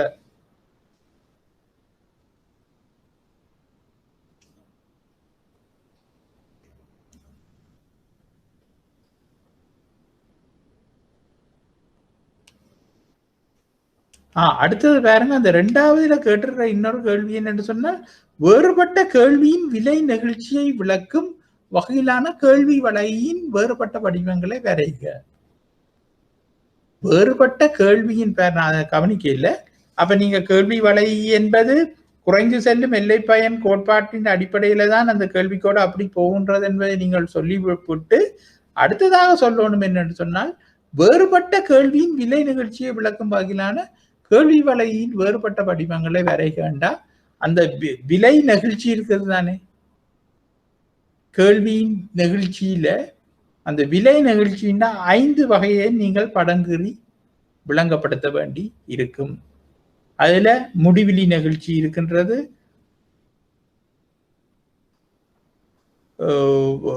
முடிவிலி நிகழ்ச்சி இருக்கின்றது, பூரண நிகழ்ச்சி இருக்கின்றது, ஒன்றுக்கு சமமான நிகழ்ச்சி இருக்கின்றது, ஒன்றுக்கு கூடுதலான நிகழ்ச்சி இருக்கின்றது, ஒன்றுக்கு குறைந்த நிகழ்ச்சி இருக்கின்றது. இந்த 5ஐயும் டக் டக் என்று கிராஃபை போட்டு நீங்கள் அதை விளங்கப்படுத்த வேண்டி இருக்கும். என்ன அதை பற்றி கேட்டிருக்கிறபடியால் வேறுபட்ட கேள்வியின் விலை நிகழ்ச்சியை விளக்கும் வகையிலான கேள்வி வலையின் வேறுபட்ட படிவங்களை வரைக. அப்ப நாங்கள் அதை பார்த்திருக்கின்றோம், கேள்வி நிகழ்ச்சிக்குள்ள அதை பார்த்திருக்கின்றோம். அந்த கிராஃபை எடுத்து நீங்கள் படிச்சீங்கன்னா இதை அந்த இடத்துல கீறலாம்.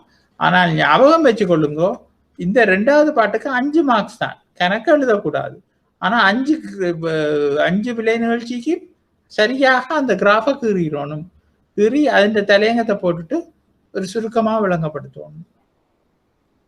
உங்களுக்கு தெரியும் 5 மார்க்ஸுக்கு மேலே இல்லை. அதால 20 மார்க்ஸ்ல நான் 30 நிமிஷம் நீங்கள் அந்த கேள்வி 40 நிமிஷம் எழுதுறேன்னு சொன்னா கூட 8 நிமிஷம் தான் உங்களுக்கு அந்த கேள்விக்கு சான்ஸ் கிடைக்கும். அப்ப அதே மாதிரி அதுக்கு முதல் நீங்கள் கேள்வி வலையை பற்றியும் எழுத வேண்டி இருக்கின்றது. அப்ப அதையும் நீங்கள் செய்யணும். அப்ப மூன்றாவது என்ன எனக்கு நீங்கள் என்னோட காட்சிங்கன்னா இன்னும் சந்தோஷப்படுவேன். என்னன்னா இவை எல்லாமே நாங்கள் படிச்ச விஷயம்தான். அதாலதான் நான் டக்குன்னு உங்கள்கிட்ட இதுல சொல்லி போட்டு அப்படியே போறேன்னு என்னன்னா எல்லாம் நாங்களுக்கு படிச்ச விஷயங்கள் ஸ்ட்ரைட் அவேயா படிச்சது. நீங்கள் நாங்க படிச்ச அந்த சாப்டரை தட்டி பார்த்தா சரி. அப்ப அந்த அடிப்படையில நீங்கள் என்ன இந்த 3வதுக்கு சொல்லுங்க பாப்போம். கேள்வி வலையின் நகர்வுகள் மற்றும் கேள்வி வலை மீது அசைந்து செல்வது இரண்டையும் வேறுபடுத்தி இந்த மாற்றங்களை ஏற்படுத்தும் காரணிகளை விளக்குக. கேள்வி வலையின்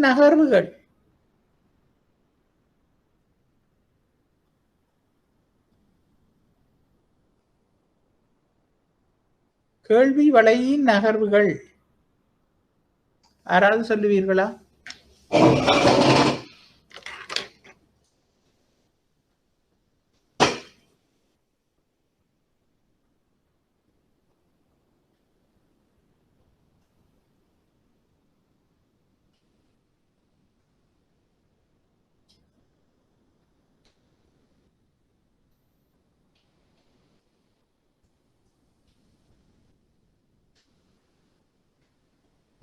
கேள்வியை பார்ப்போம்.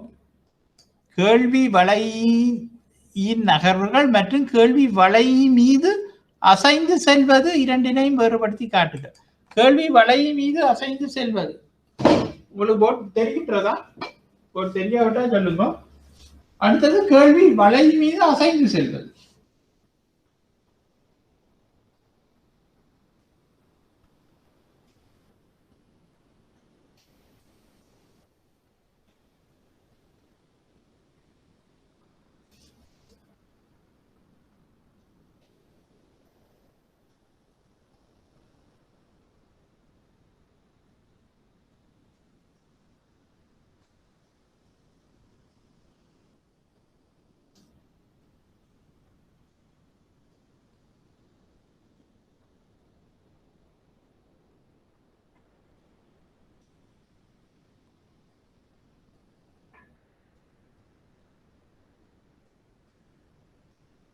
கேள்வி வலை மீது அசைந்து செல்வது.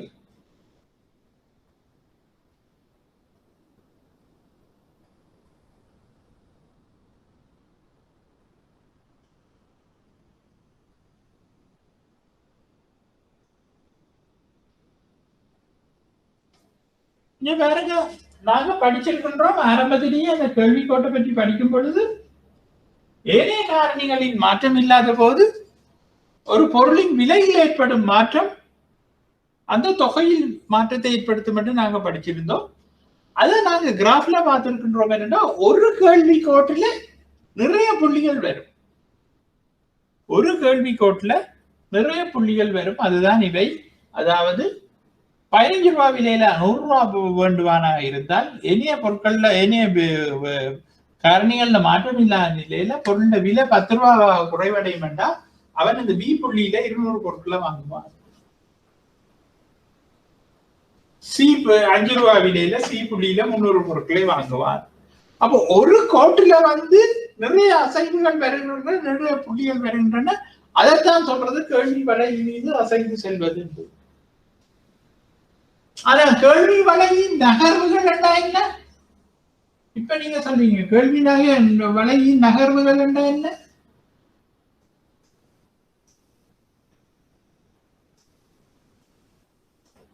இப்படியும் படிச்சிருக்கின்றோம். வலது பக்கம் நகரும், கேள்வி நகரும். இங்க என்ன நடக்கணும்? விலையில மாற்றம் இல்லாத சந்தர்ப்பத்துல ஏனைய காரணிகள்ல ஏற்படுற மாற்றங்கள் இந்த கேள்வி கோட்டிலேயே மாற்றத்தை ஏற்படுத்தும். அதைத்தான் கேள்வி வலையின் நகர்வுகள் என்று நாங்கள் சொல்லுகின்றோம். அப்ப இது நாங்கள் படிச்சிருக்கின்றோம். இதை படிச்ச பிறகுதான் நாங்கள் நிகழ்ச்சியை பற்றி நாங்கள் படிச்சோம். அப்ப இது ரெண்டையும் நீங்க எல்லாம் 5 மார்க்ஸுக்கு. அப்ப டக்குன்னு இந்த படத்தை கீறி இதை டக்குன்னு விளங்கப்படுத்தி விட்டீங்களேன்னா சரி.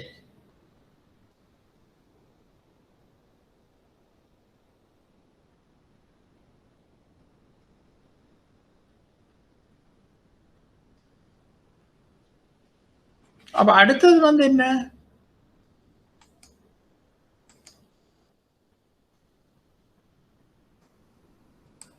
பேரண்ட பொருளாதார மேக்ரோ எக்கனாமிக் ப்ராப்ளம்ஸ் என்பது எதனை குறிக்கின்றது என்று சுருக்கமாக விளக்கவும்.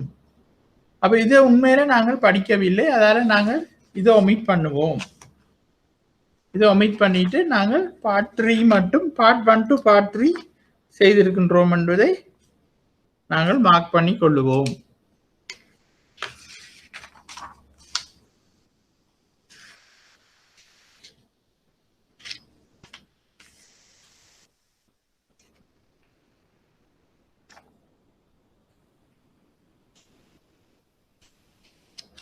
அடுத்ததாக நாங்கள் இதுல பார்க்கக்கூடியது என்னன்னு சொன்னால் 4வது கேள்வியை நாங்கள் பார்க்கலாம். ஆனா அந்த 4வது கேள்வியை நாங்கள் முழுமையாக நாங்கள் பார்ப்பதற்கு நாங்கள் சந்தை அமைப்புகளையும் பார்த்துட்டு இந்த 4வது கேள்வியை நாங்கள் பார்ப்போம். 5வது கேள்வி என்பது அது முற்றுமுழுதாக செகண்ட் பார்ட்டாக இருக்கின்றது. 6வது கேள்வியும் செகண்ட் பார்ட்டாகத்தான் இருக்கின்றது. 7வது கேள்வியும் செகண்ட் பார்ட்டுக்குள்ளதான் வருகின்றது.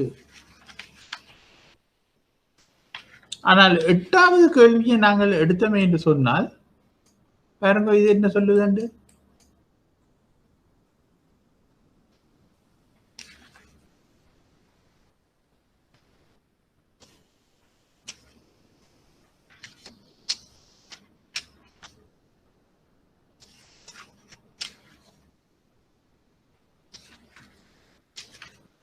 இது படிச்ச மாதிரி இருக்கின்றதா யாருக்காவது?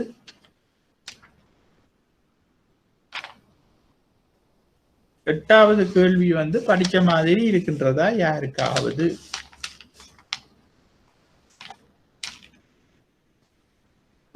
பாருங்க, இதுல என்ன சொல்லி இருக்கு? ஒரு குறிப்பிட்ட நாளில் ஒரு உற்பத்தி நிறுவனத்தின் தொழிலாளர்களின் எண்ணிக்கை மற்றும் வெளியீட்டுக்கு இடையிலான தொடர்பு கீழே தரப்பட்டுள்ள அட்டவணையில் காட்டப்பட்டுள்ளது. நாளொன்றிற்கான ஒரு தொழிலாளியின் கொடுப்பனவு 100 ரூபாய் மற்றும் நாளொன்றிற்கான நிறுவனத்தின் நிதியான செலவு 200 ரூபாய் ஆகும். அப்ப இங்க என்ன சொல்லினா, மொத்த செலவு, சராசரி மொத்த செலவு, எல்லை செலவு மற்றும் ஊழியத்தின் எல்லை வெளியீட்டை கணக்கிடுக. அப்ப அது எங்களால செய்ய இயலும். ஊழியத்தின் எல்லை செலவு மற்றும் எல்லை வெளியீட்டை குறித்து தொடர்புடைய வளைகளை பெறுவிக்கவும். இந்த இரு மாறிகளுக்கு இடையேயான தொடர்பு பற்றி விளக்கவும். அப்ப மூன்றாவது என்ன சொல்லப்படுகின்றது? நுண்பாக பொருளியலில் காணப்படும் உற்பத்தியாளரின் பிரச்சனை என்ற சொற்றொடரை சுருக்கமாக விளக்கவும். இது ஒரு போட்டி சூழ்நிலையில் எவ்வாறு தீர்க்கப்படுகின்றது என்பதை விவரிக்கவும். நாலாவது சொல்லப்படுகின்ற என்னன்னு சொன்னா, ஒரு நிறைவிலான போட்டி நிறுவனத்துக்கு எல்லை செலவு எல்லை வருவாய்க்கு சமனாக இருக்கும் போது லாபம் உச்சப்படுத்தப்படாத ஒரு சூழ்நிலையை எடுத்துக்காட்டுடன் விவரிக்கவும் என்று சொல்லி இருக்கின்றது. அப்ப இதுல அந்த மூன்றாவதை நான்காவதை நாங்கள் ஒன்றாகத்தான் பார்க்க வேண்டி இருக்கும். ஆகவே இப்பொழுது நாங்கள் முதலாவதையும் இரண்டாவதையும் நாங்கள் இப்போதைக்கு பார்ப்போம். பார்த்துட்டு பிறகு நாங்கள் மூன்றாவதை நாலாவதை அந்த செக்ஷனை கவர் பண்ணி விட்டுட்டு பார்ப்போம். அப்ப இப்ப பாருங்க, நீங்கள் ஏழுமான வட்டா நீங்களும் ஒருக்கா இந்த ஒரு டேபிள போடுங்க பாப்போம். என்னென்னத்தை போடணும்?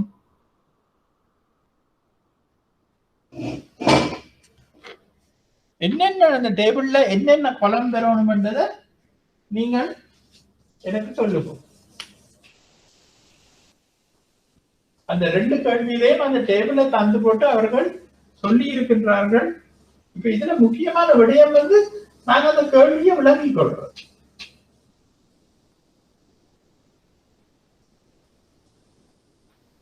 அந்த கொஸ்டின் பேப்பரை பார்க்கணும் மற்றபடியா நான் இதை மாற்றவில்லை. யாருக்காவது போர்டு தெரியவில்லைன்னா எனக்கு சொல்லுங்க. அப்ப நாங்க போடுவோம். முதலாவது தொழிலாளர்கள்.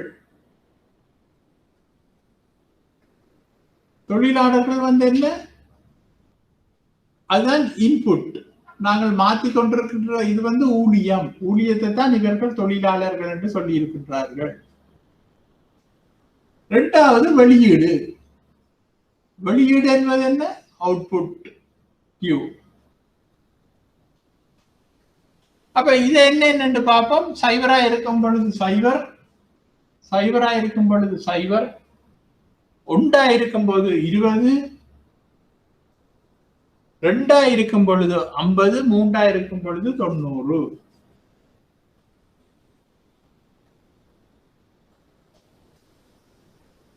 நான்காக இருக்கும் பொழுது 120, 5 இருக்கும் பொழுது 140.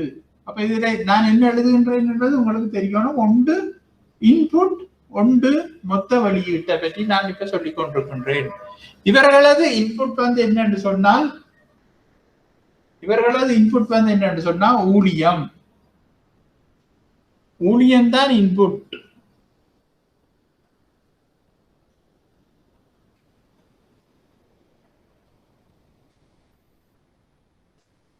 ஊழியம்தான் இன்புட்.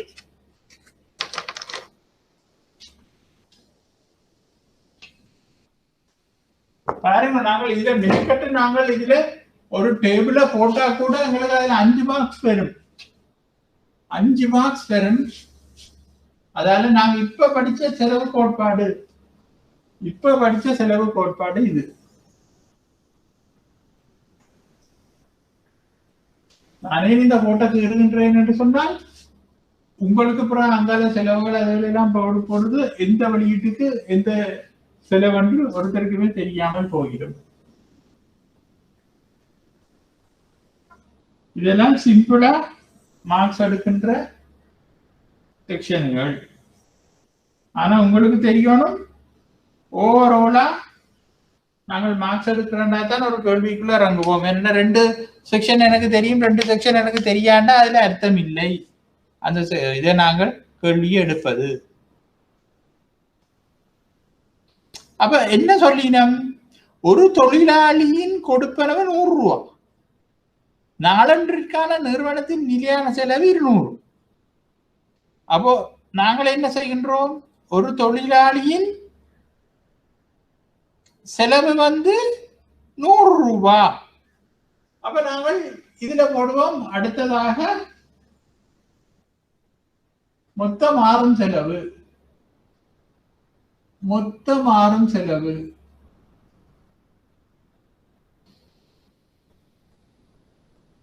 அது சொல்றது டிவிசிஎல்.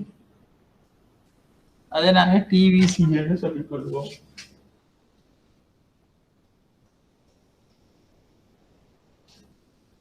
அடுத்தது என்ன சொல்லினா, நிலையான செலவு வந்து 200 ரூபாய்.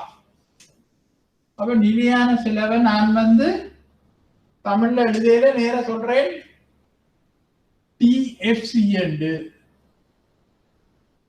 அப்ப டிவிசியும் டிஎஃப்சியும் சேர்ந்தா என்ன வரும்?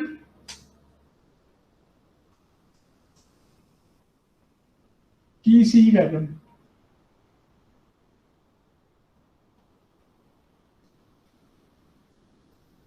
டிசி வரும்.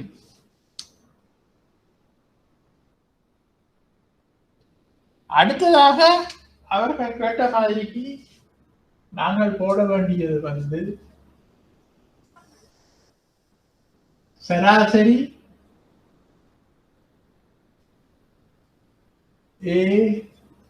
ஏசி, அடுத்தது எல்லை செலவு.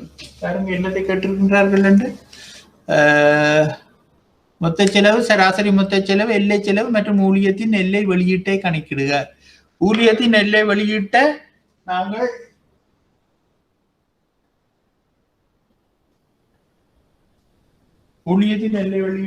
இதுல போட்டாதான் எங்களுக்கு நல்லம். அதை நாங்கள் இதுல போடுவோம். ஊழியத்தின் எல்லை வெளியீடு மார்ஜினல் ப்ராடக்ட். ஊழியத்தின் எல்லை வெளியீடு மார்ஜினல் ப்ராடக்ட்.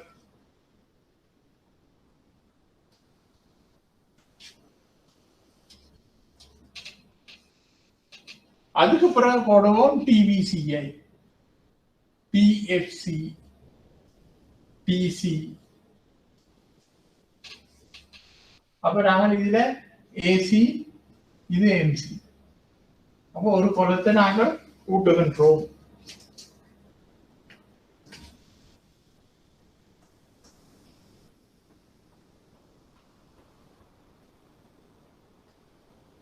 அப்ப இப்ப சொல்லுங்க என்னென்ன நாங்கள் செய்ய போன்றோம்.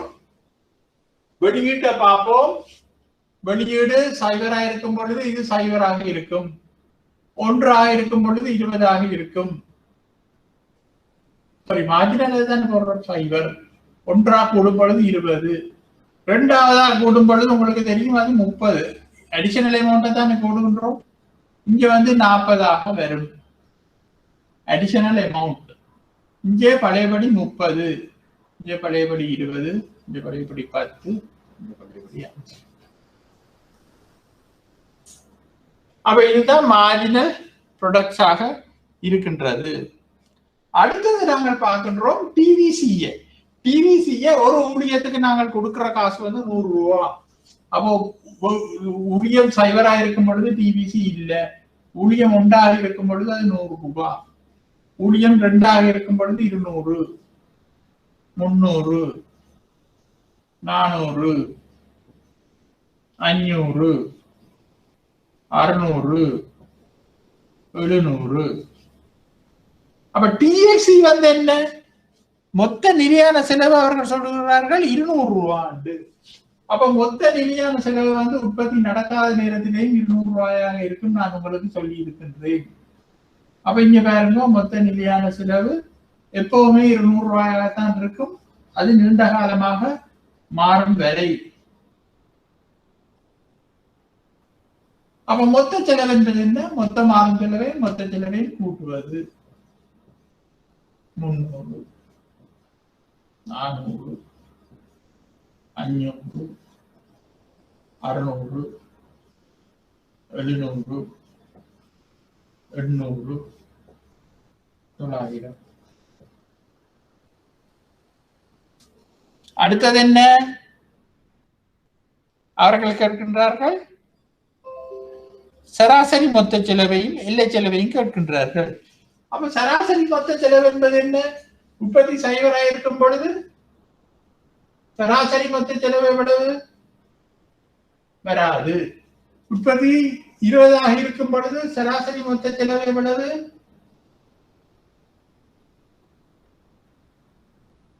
15.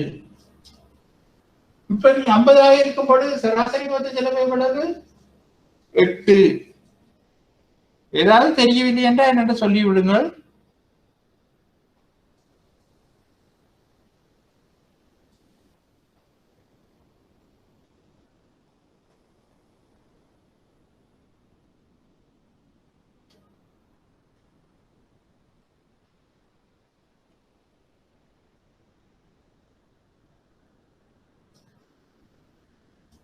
போர்டு பிடிக்கிறது சரியான்னு பார்த்து கொள்ளுங்கள். என்னென்னா இது 590 பிரிக்கும் பொழுது 4.5 பெறும்.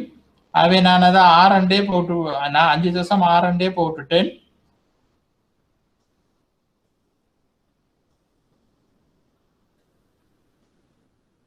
எண்ணூறு 180 பிரிச்சா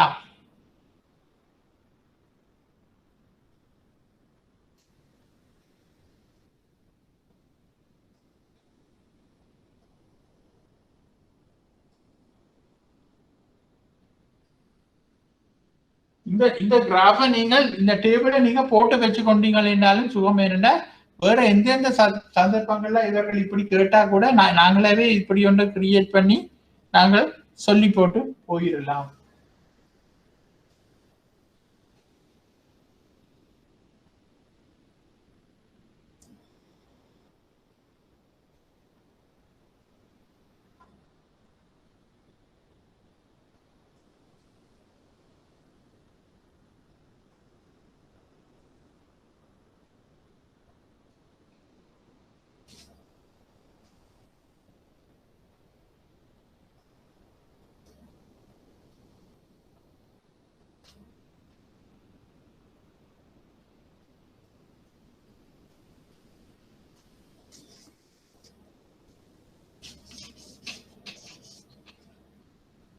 தொழிலாளர் செலவு சைபராயிருக்கிறது, வெளியீடு சைபராயிருக்கும் பொழுது மொத்த செலவு 200 என்று சொன்னால் எங்களால சராசரி செலவு இதுல போட முடியாமல் இருக்கும்.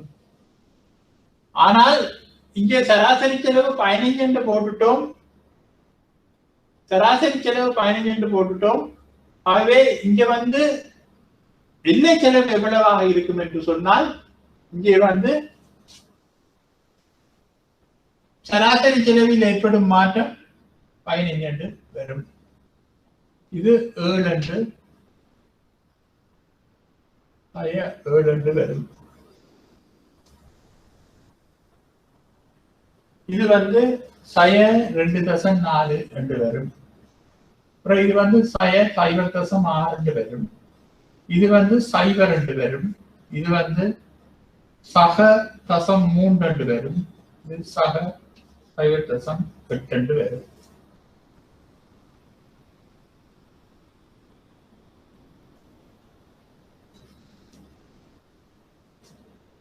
மொத்த சராசரி செலவில் எங்களுக்கு ஏற்படும் மாற்றம் வந்து எல்லை செலவாக நாங்கள் சொல்லிக் கொள்கின்றோம்.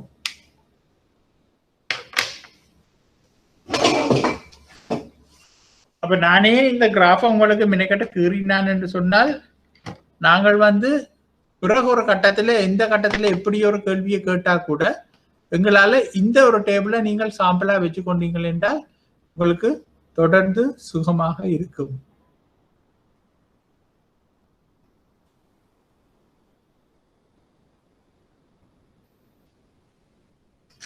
அப்ப நாங்கள் அடுத்ததாக என்ன செய்யணும் என்று சொன்னால் இதுல உள்ள விடயங்களை நாங்கள் சொல்லணும். இப்ப டிவிசி என்றா என்ன, டிசி என்றா என்னன்னு நான் சுருக்கமா சொன்னேன் தானே. அதுகளை வந்து நீங்கள் வந்து அந்த போர்ட்ல போட்டு நீங்கள் அதை சொல்லணும், எழுதணும். இந்த டிவிசி என்றா என்ன, மொத்த மாற செலவு, டிசி என்றா மொத்த செலவு என்று எழுதிவிட்டா சரி. இல்லாட்டா நேரடியாவே நீங்கள் அதுல ஒரு டேபிள அதுல போட்டு கொள்ளலாம். அப்ப இதுல ரெண்டாவதா கேட்கப்படுற கேள்வி என்னன்னு சொன்னா இந்த எல்லை செலவையும் எல்லை வெளியீடையும் எங்களுக்கு ஒரு கிராஃபில போட்டு காட்ட சொல்லி ஊழியத்தின் எல்லை செலவு மற்றும் எல்லை வெளியீட்டை குறித்து தொடர்புடைய வளைவியை காட்டவும், இந்த இரு மாறியலுக்கிடையான தொடர்பு பற்றி விளக்கவும். அப்ப நாங்கள் என்ன செய்யணும் என்று சொன்னால் நீங்கள் ஒரு கிராஃபை கீறலாம். இப்ப நான் இதை அழிச்சு போட்டு கீறும் பொழுது எனக்கு இந்த ஃபிகர்ஸ் கிடைக்காது, உங்களுக்கும் தெரியாது. உதாரணத்துக்கு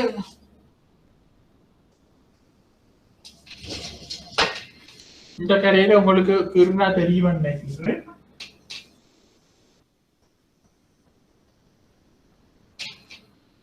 இவர்கள் கேட்பது வந்து இந்த குலத்தையும்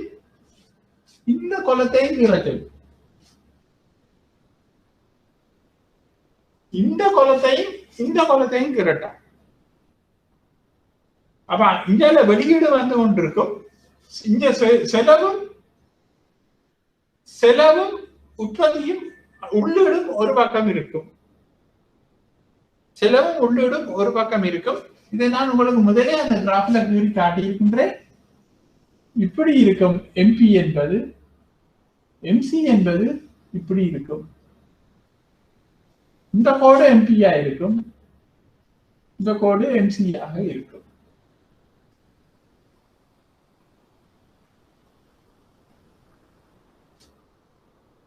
நான் இப்ப ஒரு கொஞ்ச நேரத்துக்கு முதல் படிச்சோம் எங்கே உத்தம அளவு தீர்மானிக்கப்படும் என்று.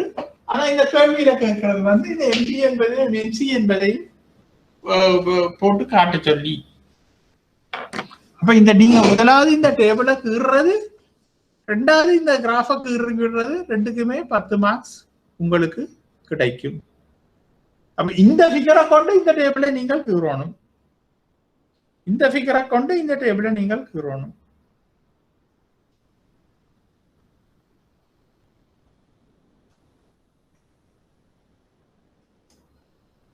நீங்கள் அமைதியா இருப்பதை கொண்டு எனக்கு அந்த கன்ஃபியூஸ் ஆகியிருக்கின்றது. அதாலதான் நான் அந்த உங்களுக்கு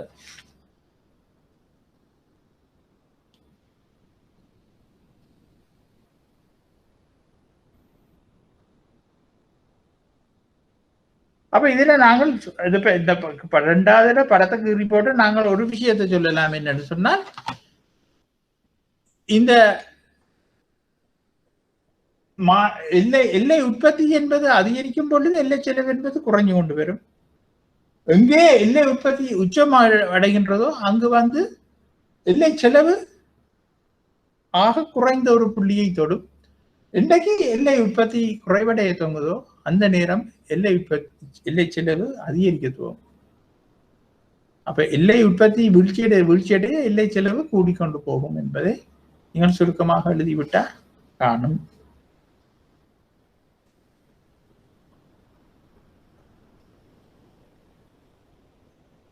அப்ப இவ்வளவு தூரம் நாங்கள் படிச்ச அடிப்படையில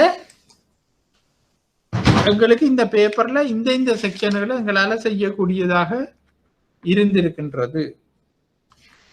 ஆகவே மிச்சத்தை நாங்கள் அந்தந்த செக்ஷன் படித்த பின்பு நாங்கள் அதை செய்வோம். அப்படி நான் மறந்தாலும் நீங்கள் என்னையே ஞாபகப்படுத்த வேண்டும்.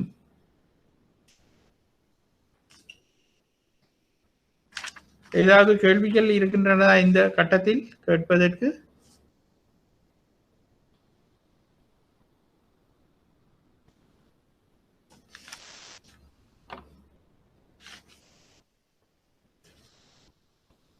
ஏதாவது கேள்விகள் உள்ளனவா? அப்ப நீங்க இந்த பேப்பரை ஒருக்கா நீங்கள் சும்மா பாத்தீங்கன்னா உங்களுக்கு தெரியும் அது என்ன பேட்டர்னில் வருகின்றது என்று. நான் அவர்களுக்கு சொல்லுகின்றேன், அந்த மார்ச் மாதத்துக்குரிய பேப்பரை மாற்ற சொல்லி அவர்கள் மாற்றுவார்கள். நீங்கள் அதை டிஸ்கார்ட் பண்ணி விடலாம்.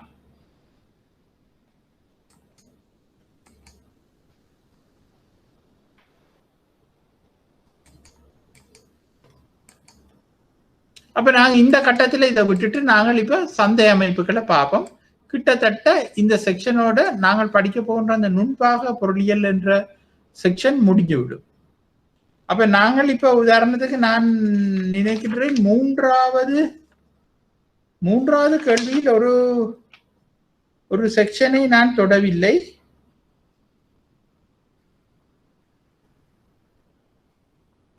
இல்ல, மூன்றாவது கேள்வியில நான் நினைக்கின்றேன் நான்காவது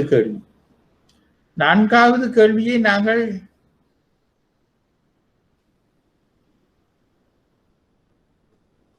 அதுக்குள்ளே மூன்றாவது நான்காவது செக்ஷன்கள் இந்த சந்தை அமைப்புகளை சம்பந்தப்பட்ட ஒரு கேள்வியாகத்தான் இருக்கின்றது.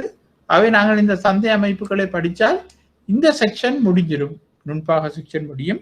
அது தொடர்பாக எங்களுக்கு வருகின்ற கேள்விகளும் இல்லாமல் போயிடும்.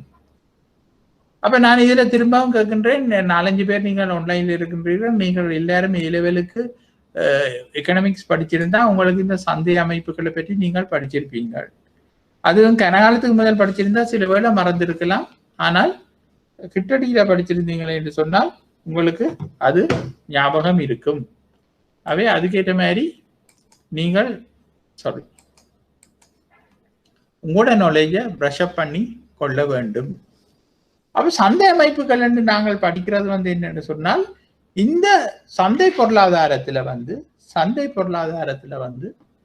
நாங்கள் எப்பவுமே சில வகையான சந்தைகள் மார்க்கெட்ஸ் இருக்கு என்று சொல்லிக் கொள்வோம். அதாவது நுகர்வோரும் உற்பத்தியாளனும் இல்லைன்னா நுகர்வோரும் சந்தைப்படுத்துவோனும் சந்திக்கின்ற இடங்களை தான் நாங்கள் சந்தை என்று சொல்லிக் கொள்வோம்.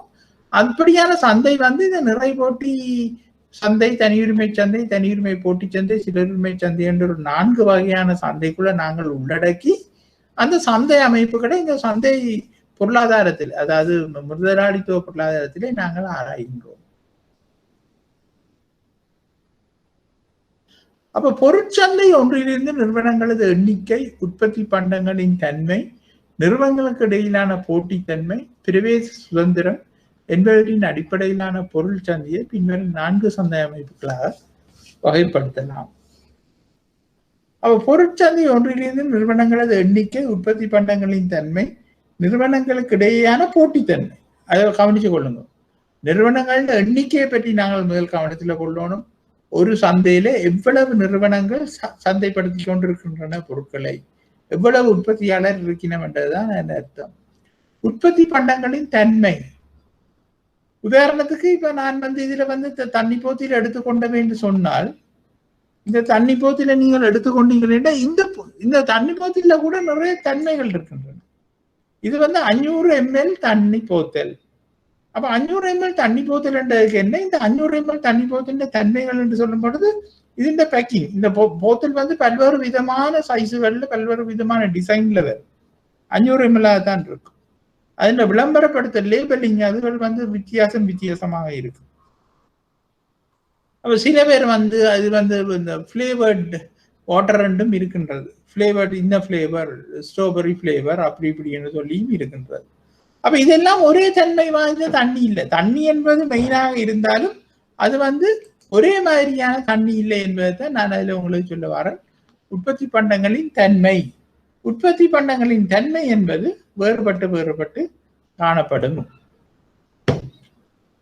அடுத்தது பிரவேச சுதந்திரம். அப்ப பிரவேச சுதந்திரம் என்று நாங்கள் சொல்லுவது என்னன்னா, இப்ப நுகர்வோர் அந்த சந்தைக்குள்ள போகலாமா வரையிலுமா? அப்ப சந்தையில அந்த நுகர்வோர் இப்ப நான் ஒரு பொருளை வேண்டும்னு நினைச்சோன்னா அந்த சந்தைக்குள்ள போக இயலாது. ஏன்னா எண்ணங்கள் இல்லாட்டா எங்களுடைய தேவைகள் மட்டும் ஒரு கேள்வியை உண்டு பண்ண மாட்டாது.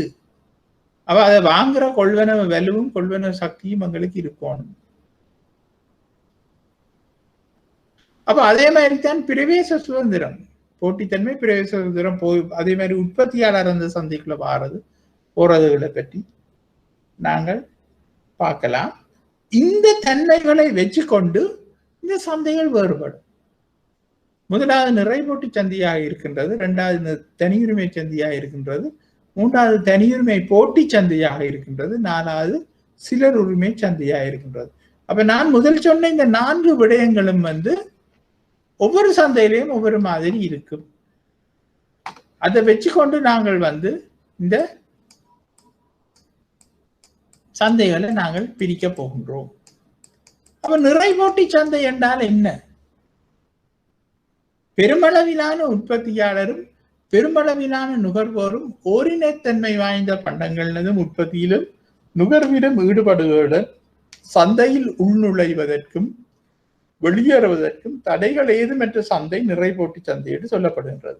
பாருங்க, பெருமளவிலான உற்பத்தியாளர் இருப்பினும், பெருமளவிலான நுகர்வோர் இருப்பினும், அளவு கணக்கில்லாத உற்பத்தியாளர் இருப்பினும், அளவு கணக்கில்லாத நுகர்வோர் இருப்பினும் ஓரினத்தன்மை வாய்ந்த பண்டங்கள் உற்பத்தி செய்யப்படும்.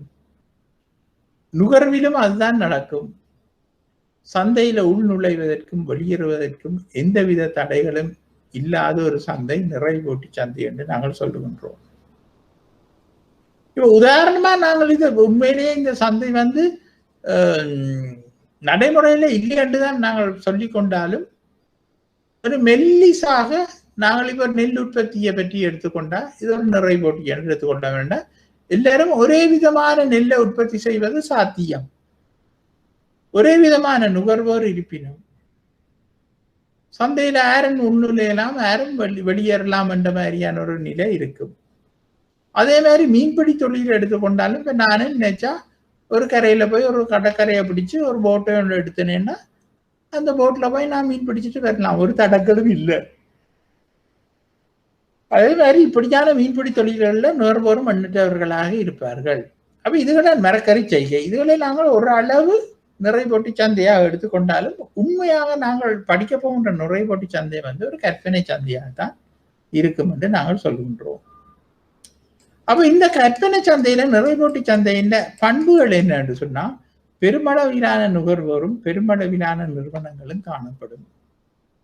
எண்ணற்ற நிறுவனங்கள் இருக்கும், எண்ணற்ற நுகர்வோர் இருப்பினும் உற்பத்தி பண்டங்கள் பூரண பதிலீட்டு தன்மை கொண்டவையாக இருக்கும். அப்போ ஒரே மாதிரி உற்பத்தி பொருட்கள் இருக்கும், ஒரே மாதிரி. இப்ப உதாரணத்துக்கு நெல் உற்பத்தி, அதான் நான் நெல் உற்பத்தியை சரியான உதாரணமா உங்களுக்கு சொல்லலைன்னு சொன்னா இந்த நெல் உற்பத்தியில நிறைய வகையான நெல்லுகள் இருக்கு. இப்ப நிறைய வகையான அரிசிகளை பாருங்க, கீரி சம்பான்றாங்க, பச்சை கீரி சம்பா, அந்த கீரி சிவப்பு கீரி சம்பா, பச்சை வெள்ளை கீரி சம்பா, பிறகு வந்து மொட்டைக்கருப்பன் அரிசி, அந்த அரிசி இந்த அரிசி என்று வெவ்வேறு தன்மைகள் இருக்கும். நுகர்வோர் அந்த தன்மைகளை நோக்கி தங்களுடைய விருப்பு வெறுப்புகளை மாற்றுவினம். அப்படி விருப்பு வெறுப்புகளை அந்த பொருட்களோட தன்மையை நோக்கி மாற்றும் பொழுது சில நேரங்கள்ல அந்த பொருட்களுக்கிடையே வேறு வேறு விலைகள் காணப்படும். ஆனால் நிறைமூட்டி சந்தை என்று சொன்னா பெருமளவிலான நுகர்வோரும் பெருமளவிலான நிறுவனங்களும் காணப்படும் நேரத்துல வந்து அங்க வந்து ஒரு விலை தான் இருக்கும் அவ்வளவு பொருட்களுக்கும். அதாலதான் உற்பத்தி பண்டங்கள் பூரண பதிலீட்டு தன்மை கொண்டவையாக இருக்கும். ஒன்று இல்லையா அதே மாதிரி 100% ஐடென்டிக்கல் இன்னொரு பொருள் இருக்கும். அதாலதான் நாங்கள் சொல்றோம் அப்படியான சந்தைகள் இன்றைக்கு உலகத்துல இல்லையாண்டு. சந்தையில் பூரண பிரவேச சுதந்திரம் காணப்படும். நீங்கள் யாரும் பெறலாம், ஃபேக்டரியை போடலாம், உற்பத்தி செய்யலாம், யாரும் பெறலாம், காணிய வேண்டலாம், நெல்லை பயிரிடலாம், எதுவும் செய்யலாம். உற்பத்தியாளரும் நுகர்வோரும் பகுத்தறிவு படைத்தவர்கள். அப்ப உற்பத்தியாளரும் நுகர்வோரும் ரஷனலான ஆக்கள். அப்ப ரஷனலான ஆக்கள் என்ன, உற்பத்தியாளன் வந்து குறைந்த விலையில குறைந்த பொருட்களையும் கூடுதலான விலையில கூடுதலான பொருட்களையும் தான் விற்க விரும்புவான்.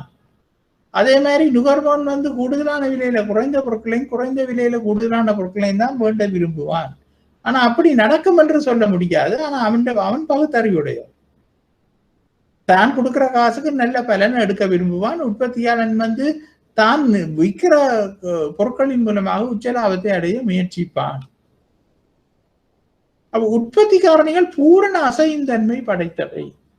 அப்ப இதை நாங்கள் நிறைபாட்டு சந்தையில முக்கியமா பார்க்கணும் என்னன்னு சொன்னா உற்பத்தி காரணிகள் என்பது பூரண அசையும் தன்மை கொண்டவை. அதாவது நிறைபாட்டு சந்தைக்குள்ள இந்த உற்பத்தி காரணிகளை நான் கொண்டு வந்து இந்த வேலைகளை நான் செய்து கொண்டிருக்கும் பொழுது எனக்கு ஒரு பிரச்சனை வருகின்றது. நான் அந்த சந்தையை விட்டு வெளியில போகணும் என்று சொன்னால் நான் உடனடியாக எல்லா காரணிகளையும் சுருட்டி எடுத்துக்கொண்டு போய் இன்னொரு சந்தையில போய் இன்னொரு பொருட்களை உற்பத்தி செய்யக்கூடிய வல்லமை இருக்கு.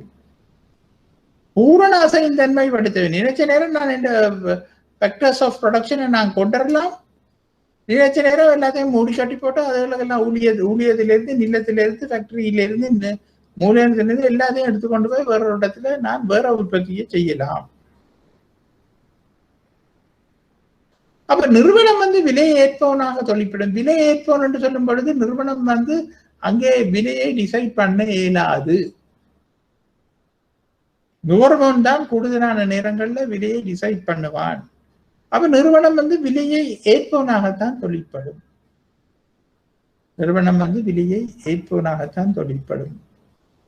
நிறுவனத்தின் கேள்விக்கோடு கிடையச்சுக்கு சமாந்தரமாக செல்லும்.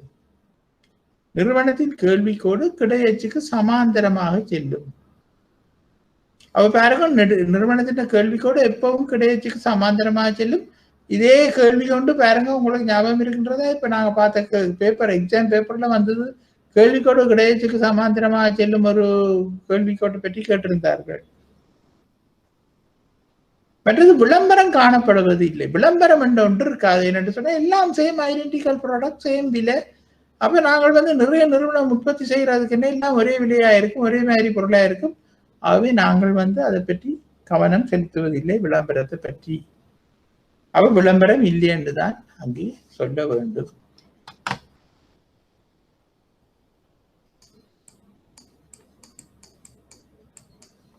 அடுத்தது வந்து தனி உரிமை சந்தை. அப்ப நிறை போட்டி சந்தையை பற்றி பார்த்தோம். அதே மாதிரி ஒன்றுதான் தனி உரிமை சந்தை.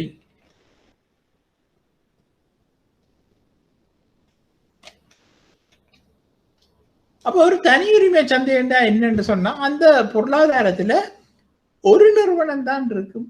அந்த நிறுவனம் தான் அந்த குறிப்பிட்ட பொருளை உற்பத்தி செய்து கொண்டு இருக்கும். அப்ப தனியொரு நிறுவனம் மட்டும் சந்தையில் காணப்படுவதுடன் நிறுவனமாகவும் சந்தையாகவும் ஒரு நிறுவனமே தொழிற்படுகின்ற அமைப்பு தனியுரிமை சந்தை அமைப்பு எனப்படும்.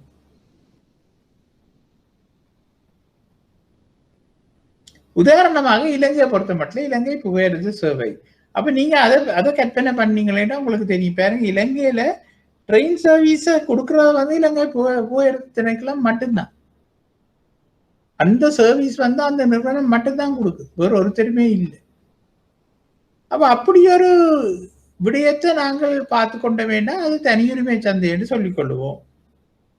உதாரணமாக பெட்ரோலிய கூட்டுத்தாபனத்தை பற்றியும் நாங்கள் காய்ச்சி கொள்ளலாம். பெட்ரோலிய கூட்டுத்தாபனம் தான் இலங்கையில பெட்ரோலை உற்பத்தி இறக்குமதி செய்து சுத்திகரித்து விநியோகிக்கின்ற உண்டு.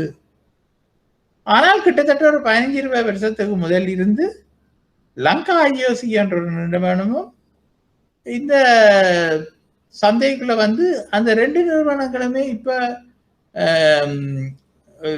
பெட்ரோல் அதுகளை விற்பனை செய்வதால இலங்கையில நாங்கள் பெட்ரோலிய கூட்டுத்தாபனத்தோடு தனியுரிமை சந்தை என்று இப்ப சொல்லிக்கொள்ள நாம இருக்கின்றது. ஆரம்ப காட்டத்திலே அப்படி இருந்தாலும் இப்போ அப்படி இல்லை. அப்ப தனியுரிமை சந்தையின் பண்புகள் என்ன என்று நாங்கள் பார்ப்போமாக இருந்தால், தனியொரு நிறுவனம் மட்டும் சந்தையில் காணப்படும். அப்போ ஒரே ஒரு நிறுவனம் மட்டும் அந்த சந்தையில காணப்படும். நிறுவனமாகவும் சந்தையாகவும் ஒரு நிறுவனம் மட்டுமே தொழிற்படும். நிறுவனமாகவும் சந்தையாகவும் ஒரு நிறுவனம் மட்டுமே தொழிற்படும். சந்தையும் அதுதான், நிறுவனம் அதுதான், ஒரு நிறுவனம் தான். பதிலீடற்ற பண்டங்கள், தனித்தன்மையான பண்டங்கள் உற்பத்தி செய்யப்படும். அப்ப அந்த பொருளுக்கு நிகரான வேறொரு பொருட்கள் சந்தையில கிடைக்காது. அங்க உற்பத்தி செய்யப்படும் பொருட்கள் தனித்தன்மை வாய்ந்தவை. அப்ப உதாரணத்துக்கு நீங்கள் இலங்கையில புகையிரத சேவையை நீங்கள் எடுத்தீங்களேன்னா, அந்த ட்ரெயின் சர்வீஸ் அவையிட்ட இருந்து மட்டும்தான் நாங்கள் வரலாம், வேறு ஒருத்தருமே தெரியலாது. அதே மாதிரி இந்த லங்கா ஐஓசி என்றதை விட்டு பெட்ரோலிய கார்பரேஷனை மட்டும் நீங்கள் யோசிச்சிங்களேன்னா, இலங்கையில பெட்ரோல் அவையில் தான் கொடுக்கணும். அதை விட்டு நாங்கள் வேற ஒன்றையும் எடுக்க இயலாது. அப்ப நிறுவனமானது விலையை தீர்மானிப்பதாக நிறுவனம் தான் விலையை தீர்மானிக்கும். அப்ப இவ்வளவு சக்தி வாய்ந்த அந்த நிறுவனம் வந்து தான் அந்த விலையை தீர்மானித்து கொள்ளும். ஆனா இலங்கையை பொறுத்த மட்டும் புகையிரத சேவை என்ற நிறுவனத்தின் விலையை வந்து அரசாங்கம் தீர்மானிக்கின்றது. அதே மாதிரி பெட்ரோலிய கூட்டுத்தாபனத்தை நாங்கள் எடுத்தாலும் அதனுடைய விலையையும் அரசாங்கம் தான் தீர்மானிக்கின்றது. நீங்க இப்ப கிட்டடியில கொஞ்ச நாளை முதல் பார்த்திருப்பீங்க, அந்த பெட்ரோலின் விலை அதிகரித்ததன் காரணமாக எவ்வளவோ சிக்கல்கள், எவ்வளவோ எதிர்ப்புகள் எல்லாம் கிளம்பி இருந்ததை நாங்கள் பார்க்கக்கூடியதாக இருந்தது. அப்ப நிறுவனத்தின் கேள்விக்கோடு கீழ் நோக்கி சரிந்து செல்லும் சாதாரண கேள்விக்கோடு மாதிரி அமைந்திருக்கும். அப்ப நாங்கள் வந்து ஒரு கேள்விக்கோட்டை வந்து சாதாரணமா எப்படி கீறுவோமோ அப்படி ஒரு கேள்விக்கோடா தான் இந்த நிறுவனத்தின் கேள்விக்கோடு இருக்கு. பிரவேச தடை காணப்படும். வேற எந்த நிறுவனமும் அதுக்குள்ள அந்த ஃபீல்டுக்குள்ள இறங்க இயல, அந்த பொருளை உற்பத்தி செய்ய இயலாது. உதாரணமாக இப்ப நீங்க லங்கா ஐஓசியை விட்டு பாத்தீங்கன்னா பெட்ரோலிய கூட்டுத்தாபனம் மட்டும்தான் அந்த பொருளை உற்பத்தி செய்யலாம், இல்லாட்டா இறக்குமதி செய்து விற்பனை செய்யலாம். அதே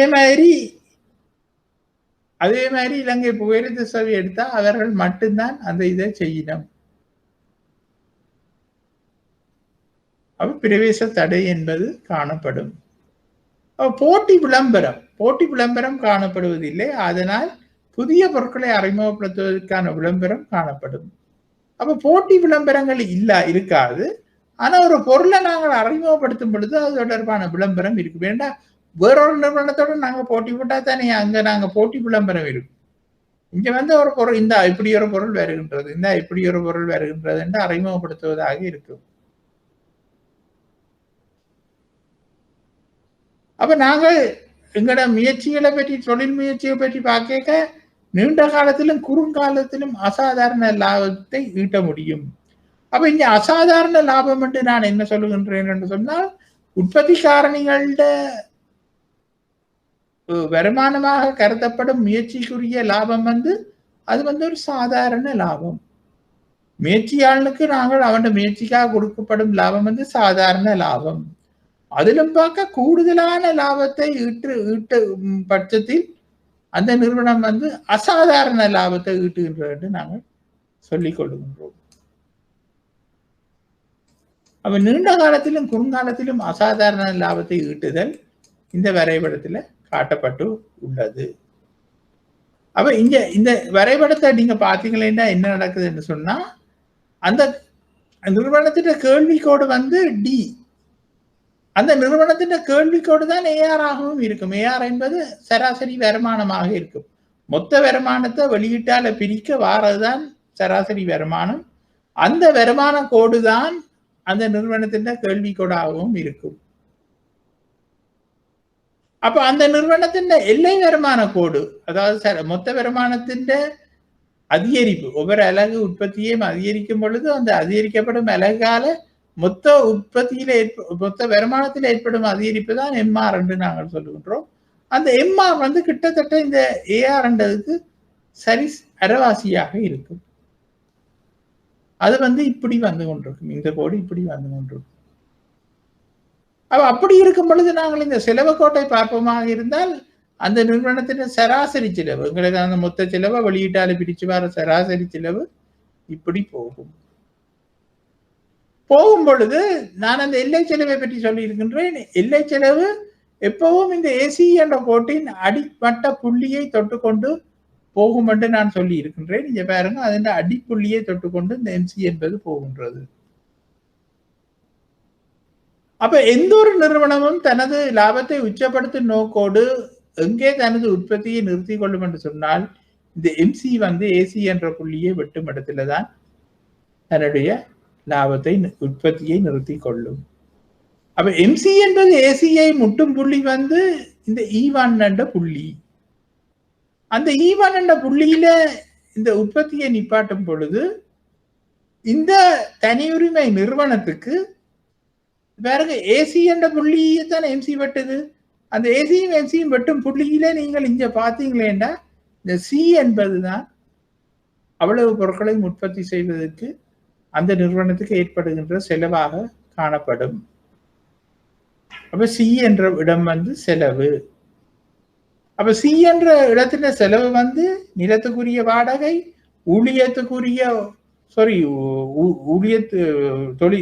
ஊழியத்துக்குரிய ஊதியம், மூலதனத்துக்குரிய வட்டி, முயற்சியாளனுக்குரிய லாபம், இந்த நாளும் சேர்ந்ததுதான் இந்த OCE1 ஒரு பேரை போட்டா இந்த பாக்ஸ் இருக்கும்.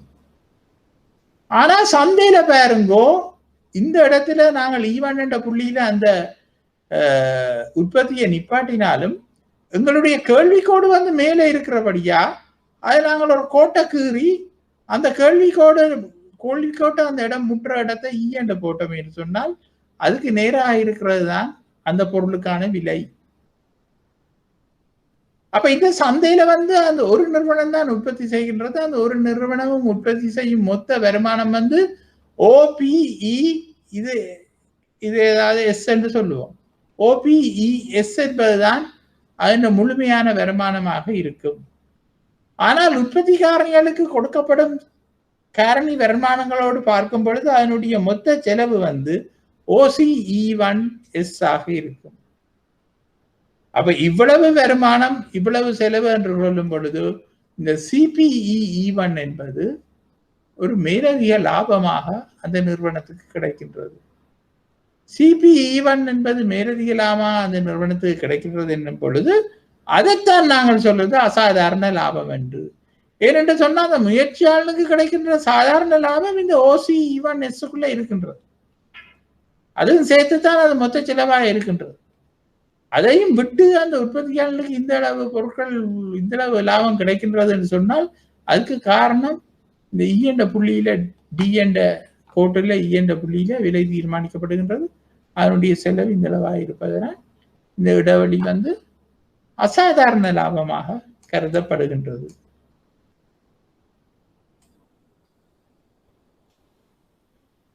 அப்ப தனியுரிமை சந்தையை நாங்கள் பார்த்துட்டோம். இனி தனியுரிமை போட்டி சந்தை ஒன்று இருக்கின்றது. அப்ப இதுல எல்லாம் நான் உங்களுக்கு மிகவும் சுருக்கமாக நான் சொல்லிக்கொண்டு போகின்றேன் இந்த சந்தைகளை. என்று சொன்னால் நாங்கள் எங்களுக்கு தேவையான அளவு படிச்சுட்டா காணும் என்ற காரணத்தால். அப்ப தனியுரிமை போட்டி சந்தை என்றால் என்ன என்று சொன்னால் நிறை போட்டி சந்தையினதும் தனியுரிமை சந்தையினதும் இயல்புகளை கொண்டுள்ள நடைமுறைக்கு மிகவும் பொருத்தமான சந்தை அமைப்பு தனியுரிமை போட்டி சந்தை என்று நாங்கள் சொல்லிக் கொடுக்கின்றோம். அப்ப நிறை போட்டி சந்தையினதும் தனியுரிமை சந்தையினதும் இயல்புகளை கொண்ட நிறை போட்டி என்பது கற்பனை சந்தை என்று சொன்னோம். தனியுரிமை சந்தை என்பது ஒரே ஒருத்தன் ஒரு பிசினஸை கொண்டு போறது என்று சொன்னோம். அங்கே அவன் உழைக்கிறது முழுக்க லாபம். நிறை போட்டி என்பது கற்பனை சந்தை என்று சொன்னோம். நிறைய உற்பத்தியாளர்கள் நிறைய நுகர்வோரும் இருப்பினம். அப்ப அது ரெண்டும் கலந்த ஒரு அமைப்பு நடைமுறைக்கு மிகவும் பொருத்தமான அமைப்பு தான் தனியுரிமை போட்டி சந்தை என்று நாங்கள் சொல்லுகின்றோம். உதாரணமாக பலசரக்கு கடைகள், ஆடை விற்பனை நிலையங்கள், தங்க நகை விநியோகம், உணவகங்கள், மருந்தகங்கள், சிகை அலங்கரிப்பு நிறுவனங்களை நாங்கள் கூறலாம். உதாரணமாக பலசரக்கு கடைகள், சூப்பர் மார்க்கெட்ஸ் எடுத்துக்கொண்ட வேண்டாம், அது தனியுரிமை போட்டி சந்தைகளாக இருக்கு.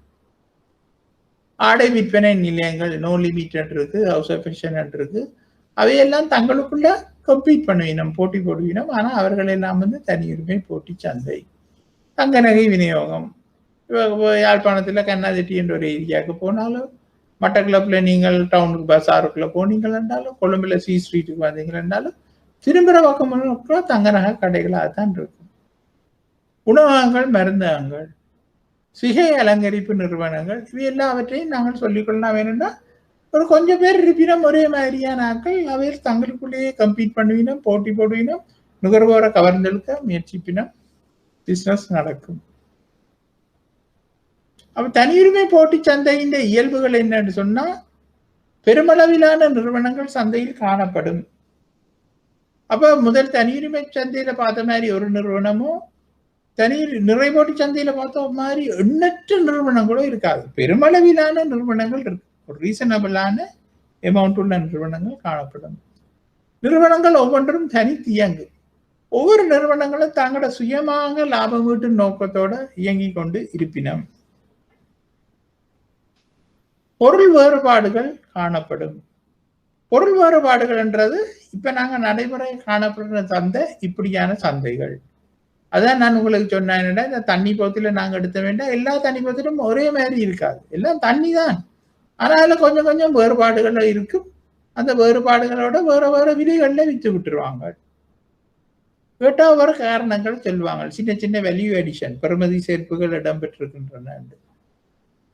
பிரவேச சுதந்திரம் உண்டு. பிரவேச சுதந்திரம் உண்டுண்டா நான் சொன்ன மாதிரி அந்த சந்தைக்குள்ள யாரும் தங்களுடைய உற்பத்திக்காரணிகளை கொண்டு வரலாம், கொண்டு வந்துட்டு திரும்பி போகலாம், அது உற்பத்திக்காரணிகளை எடுத்துக்கொண்டு. நிறுவனத்தின் கேள்விக்கோடு கீழ் நோக்கி சரிந்து செல்லும் சாதாரண கேள்விக்கோடாக காணப்படும். அப்ப இது தனியுரிமை சந்தையில காணப்படுகின்ற கேள்விக்கோடு மாதிரியே இந்த கேள்விக்கோடும் காணப்படும். போட்டி விளம்பரம் காணப்படும். அப்ப இங்க தனியுரிமை சந்தை மாதிரி இல்ல, போட்டிகள் இருக்கும். என்னன்னா ஒரே பொருளை தண்ணி போத்தில் எடுத்தா நிறைய தண்ணி போத்தில்களை விற்கும் பொழுது தங்களோட பிராண்டை பிரபலியப்படுத்துற மாதிரியான விளம்பரங்கள் இருக்கும். நீண்ட காலத்தில் சாதாரண லாபத்தை மட்டுமே அனுபவிக்க முடியும்.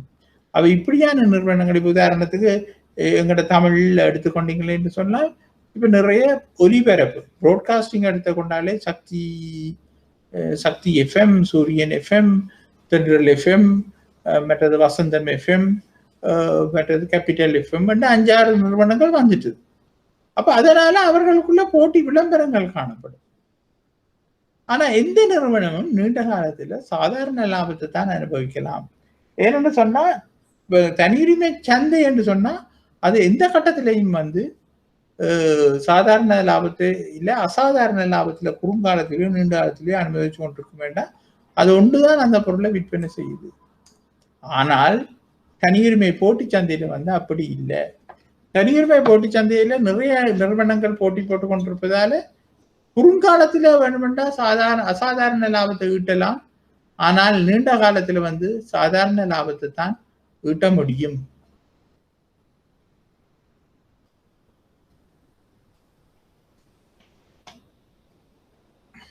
அதை நாங்கள் கவனிச்சு கொள்ளுவோம். அப்ப இங்க பாருங்க, குறுங்காலத்துல தனியுரிமை போட்டி சந்தையின் கீழ் உச்ச லாபத்தை ஈட்டுதல் என்பது கிட்டத்தட்ட தனியுரிமை சந்தையில நாங்கள் என்னத்தை பார்த்தோமோ அதேதான். இங்க பாருங்க, OP1 இதை E1 என்றுவோம். OP1 E1 Q என்பதுதான் செலவாக இருக்கும். ஆனால் அதே பொருளை இங்க E என்று மார்க் பண்ணி கொடுங்க. OPEQ என்ற இடம் விற்பனை வருமானமாக இருக்கும். ஏனென்றால் இதுதான் விற்பனை விலை P1 என்பது காஸ்ட் C.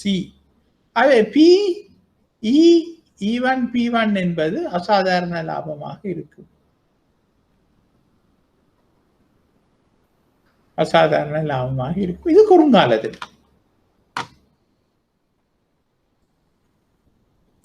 அப்ப மேற்குறித்த வரைபடத்திற்கிணங்க ஒரு தனியுரிமை போட்டி சந்தை நிறுவனமானது தனது லாபத்தை சமநிலை விலை தொகையான MR = MC என்ற புள்ளியில் உச்சப்படுத்தும்.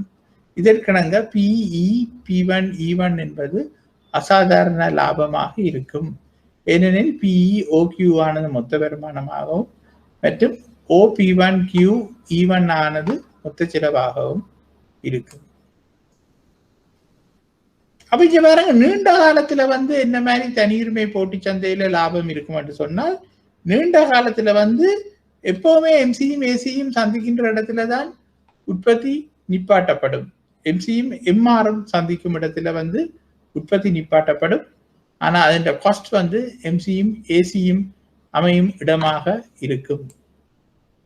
நான் உங்களுக்கு இதிலையும் நான் ஒரு பிள்ளை விட்டுட்டேன், இதிலையும் ஒரு பிள்ளை ஒன்று விட்டுட்டேன். MCயும் MRம் சந்திக்கும் இடத்துலதான் உண்மையாகவே உற்பத்தி நிப்பாட்டப்படும். நாங்கள் இந்த கொஸ்டின் பேப்பர் பார்க்க அவங்க அந்த எம்பியும் MCA பற்றியும் அந்த கேள்வி கேட்டிருந்தார்கள். அந்த கிராஃபை MCக்கும் MRக்கும் இடையே, MPக்கும் MRக்கும் இடையில பெரிய வித்தியாசம் இல்லை. மொத்த வருமானத்தின் உற்பத்தியால் ஏற்படுகின்ற வித்தியாசம் தான் MR எல்லை வருமானம். அந்த எல்லை வருமானம் எல்லை செலவும் சந்திக்கும் இடத்துல தான் உற்பத்தி நிப்பாட்டப்படும். பெரும்பாலும் அந்த இடத்துல செலவு MCயும் ACயும் சந்திக்கும் இடமாக இருக்கும். அப்ப இந்த இடத்துல பாருங்கோ, குறைந்த குறுங்காலத்துல தனியுரிமை போட்டி சந்திக்கும் இடத்திலேயும் MCயும் MRம் சந்திக்கும் இடத்துல உற்பத்தி நிப்பாட்டப்படும். அங்கே MCயும் ACயும் சந்திக்கும் இடமாகவும் அது இருக்கும். அப்ப இங்க பாருங்க, MCயும் MRம் சந்திக்கும் இடத்துல தான் உத்தம இயலளவுல உற்பத்தி நிப்பாட்டப்படும் பொழுது அது AC என்ற நாங்கள் D என்ற கோடு, D என்ற கோட்டுல எங்க முட்டுதுண்டா C என்ற இடத்துல முட்டுது. அதுக்கு நேர பார்த்த வேண்டாம், அங்க விலை தீர்மானிக்கப்படுகின்றது P என்ற விலை. ஆகவே மொத்த வருமானம் OPCQ. ஆனால் இங்க C என்ற கோட்டை பாருங்க, AC என்ற கோட்டை, AC என்ற கோடும் அந்த இடத்துலதான் கேள்வி கோட்டை முட்டி கொண்டு போகின்றது. அப்ப அப்படி பார்த்தால் அவ்வளவு பொருட்களை உற்பத்தி செய்வதற்குரிய செலவு OPCQ தான். அப்ப வருமானமும் OPCQ, செலவும் OPCQ என்று சொன்னால் எங்களுக்கு அங்கே அசாதாரண லாபம் ஈட்டும் நிலை இருக்காது. அப்ப அந்த உற்பத்தியாளனுக்கு நீண்ட காலத்துல தனிய தன்னுடைய சாதாரண லாபத்தை தான் ஈட்டக்கூடியதாக இருக்கும். அந்த சாதாரண லாபம் என்பது தன் முயற்சிக்கு கிடைக்கின்ற லாபமாக இருக்கும். அப்ப இந்த வரைபடத்தின் அடிப்படையில் MR = MC என்ற புள்ளியில் தனியுரிமை போட்டி சந்தை நிறுவனம் தனது லாபத்தை உச்சப்படுத்தும். அதன்படி அதன் விலையை தீர்மானிக்கும். இதற்கிணங்க OPCQ என்பது சாதாரண லாபமாக கருதப்படும்.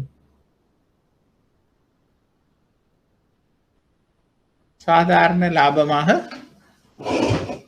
கருதப்படும். அப்ப நான் உங்களுக்கு இந்த கிராஃபை இந்த டேபிளை நான் அளிக்கின்றேன். என்னன்னா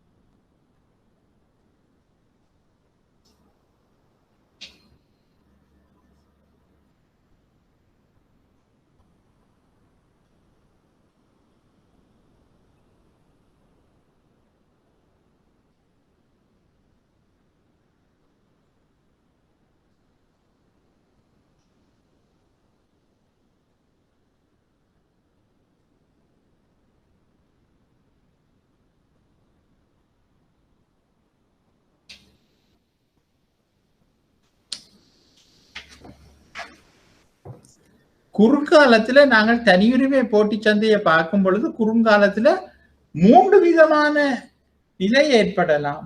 தனியுரிமை போட்டி சந்தையில அசாதாரண லாபம் உழைக்கும் நிலை ஒன்று இருக்கின்றது. அதை நீங்கள் தனியுரிமை சந்தைக்குரிய கிராஃபோட ஒப்பிட்டு பார்த்தாலும் பார்க்கலாம். நான் இப்ப தனியுரிமை போட்டியை பற்றி கேட்கின்றேன். தனியுரிமை சந்தையில குறுங்காலம் நீண்ட காலம் எப்பவுமே அவர்கள் அசாதாரண லாபத்தை உழைப்பார்கள் என்பதற்கு நான் ஒரு கிராஃப் தனியுரிமை சந்தைக்குள்ள காட்டியிருக்கின்றேன். அதே கிராஃப் தனியுரிமை போட்டி சந்தையில குறுங்காலத்துல அசாதாரண லாபம் உழைக்கும் நிலையாக இருக்கும். அதே கிராஃபை நாங்க அப்ளை பண்ணலாம். அதே போல நான் இந்த தனியுரிமை போட்டி சந்தையை பற்றி படிக்க இதுதான் அந்த உச்ச லாபத்தை ஈட்டுற குறுங்காலத்துல தனியுரிமை போட்டி சந்தையில உச்ச லாபம் ஈட்டுவதுதான். இதேதான் இந்த தனியுரிமை சந்தையில உச்ச லாபம் ஈட்டுற கிராஃபாயும் இருக்கின்றது. அப்ப குறுங்காலத்துல இப்படியும் ஒரு கிராஃப் இருக்கலாம். அதே சமயம் குறுங்காலத்துல இப்ப நீண்ட காலத்துலதான் உச்ச லாபத்தை ஈட்டுவது இல்லை என்ற ஒரு நிலை இல்லை. நீண்ட காலத்துல கட்டாயம் இந்த நிலை இருக்கும். ஆனா குறுங்காலத்திலேயும் இந்த நிலை தனியுரிமை போட்டி சந்தைகளுக்கு ஏற்படலாம். அப்ப இது என்ன அசாதாரண லாபம் உழைக்காத நிலை. அப்ப கட்டாயம் தனியுரிமை போட்டி சந்தை நீண்ட காலத்துல அசாதாரணம் உழைக்க முடியாத நிலையில இந்த கிராஃப் தான் வரும். அதே சமயம் இப்படி ஒரு கிராஃப் தனியுரிமை போட்டி சந்தைக்கு குறுங்காலத்திலையும் ஏற்படலாம். இப்படி ஒரு நிலை ஏற்படலாம். அதாவது அசாதாரண லாபம் உழைக்க முடியாத நிலை. அதை தவிர நட்டமடையும் நிலை ஒன்று குறுங்காலத்துல தனியுரிமை போட்டி சந்தைக்கு ஏற்படலாம். இந்த நட்டமடையும் நிலை இவ்வளவு.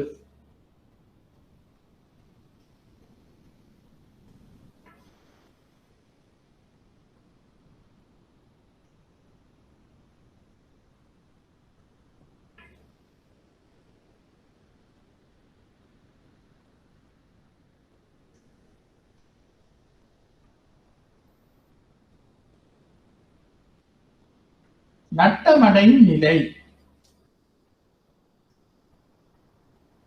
அதாவது பாருங்க, இந்த கிராஃப் குறுங்காலத்தில் ஏற்படும் இவையோட விற்பனை விலை எம்சியும் எம்ஆரும் சந்திக்கும் இடத்துல உற்பத்தி தீர்மானிக்கப்படும். அது இ என்ற இடத்துல பி என்ற இ பெறுவது கேள்வி கோட்டை சந்திக்கிறபடியால அந்த இடத்துல விலை தீர்மானிக்கப்படும். OPEQ என்ற ஒரு நிலையில வந்து அவர்களுடைய வருமானம் அமைந்து காணப்படும்.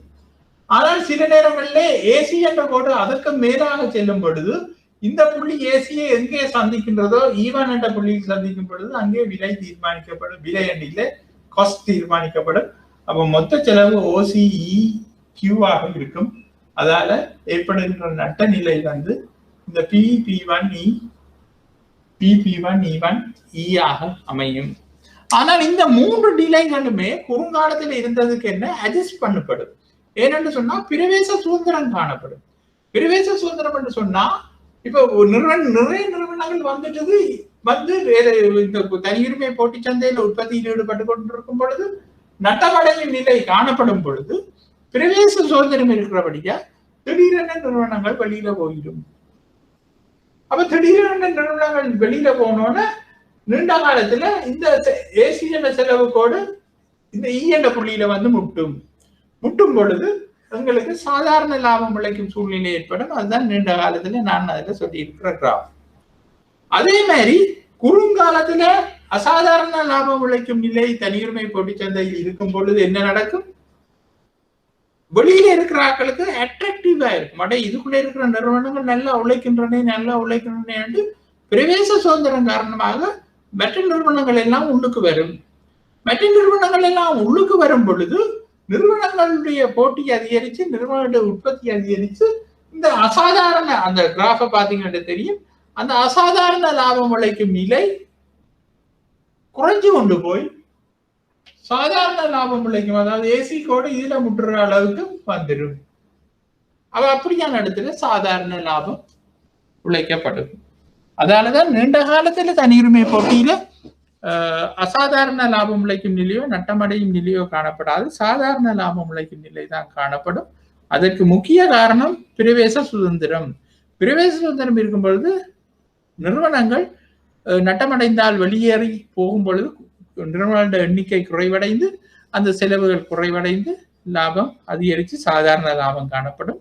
அதே மாதிரி குறுங்காலத்தில் அசாதாரண லாபம் காணப்படும் பொழுது கவர்ச்சி காரணமாக வேறு நிறுவனங்களும் உள்ளுக்கு வந்து அந்த அசாதாரண லாபத்தை இல்லாம செய்து சாதாரண லாபத்தை ஏற்படுத்தி விடுவார்கள். அப்ப நேரம் 2-3 நிமிடங்கள் இருக்கின்றபடியால் நாங்கள் அடுத்தது வந்து சிலர் உரிமை சந்தையில நாங்கள் பிறகு துவங்குவோம். சிலர் உரிமை சந்தையில் துவங்குவோம். மற்றது இன்றைக்கு நாங்கள் இயலுமான மட்டும் நாங்கள் படித்ததுக்குள்ள ஒரு பேப்பர்கிட்ட பாஸ் பேப்பர் பார்த்தோம். இன்னும் 2-3 செக்ஷனோட இந்த நுண்பாக பொருளியல் முடியும். நுண்பாக பொருளியல் முடிஞ்சோன்னா நாங்கள் 5 பேப்பருக்கும் அந்த இவ்வளவு நாளும் படித்த செக்ஷன்களை எல்லாத்தையும் கவர் பண்ணி போட்டு பிறகு வேணும்னா நாங்கள் பார்ட் 2க்கு போவோம். இந்த நான் சொன்ன மாதிரியான செட்டப்ல உங்களுக்கு ஏதாவது சஜஷன்ஸ் இப்ப போன கிழமை அதுக்கு மேல் கிழமை நீங்க சொன்ன மாதிரி வேற சஜஷன்கள் இருக்குமாக இருந்தால் நீங்கள் அதை தெரிவிச்சா நாங்கள் அதை கன்சிடர் பண்ணி அதுக்கேற்ற மாதிரி நாங்கள் படிக்கலாம். வேண்டாம் நீங்கள் இந்த மாதிரி படிக்க ஈஸியா இருக்குன்றதுதான் எங்களுக்கு முக்கியம். ஆகவே அதை நீங்கள் எங்களுக்கு தெரியப்படுத்துங்கள். ஏதாவது கதைக்க இருக்கா? 2-3 நிமிஷம் இருக்கின்றது. நீங்கள் இதுலேயும் கதைக்கலாம், இல்லாட்டா வேற மாதிரி படிப்பிக்கணும் வேண்டாலும் பிரச்சனை இல்லை.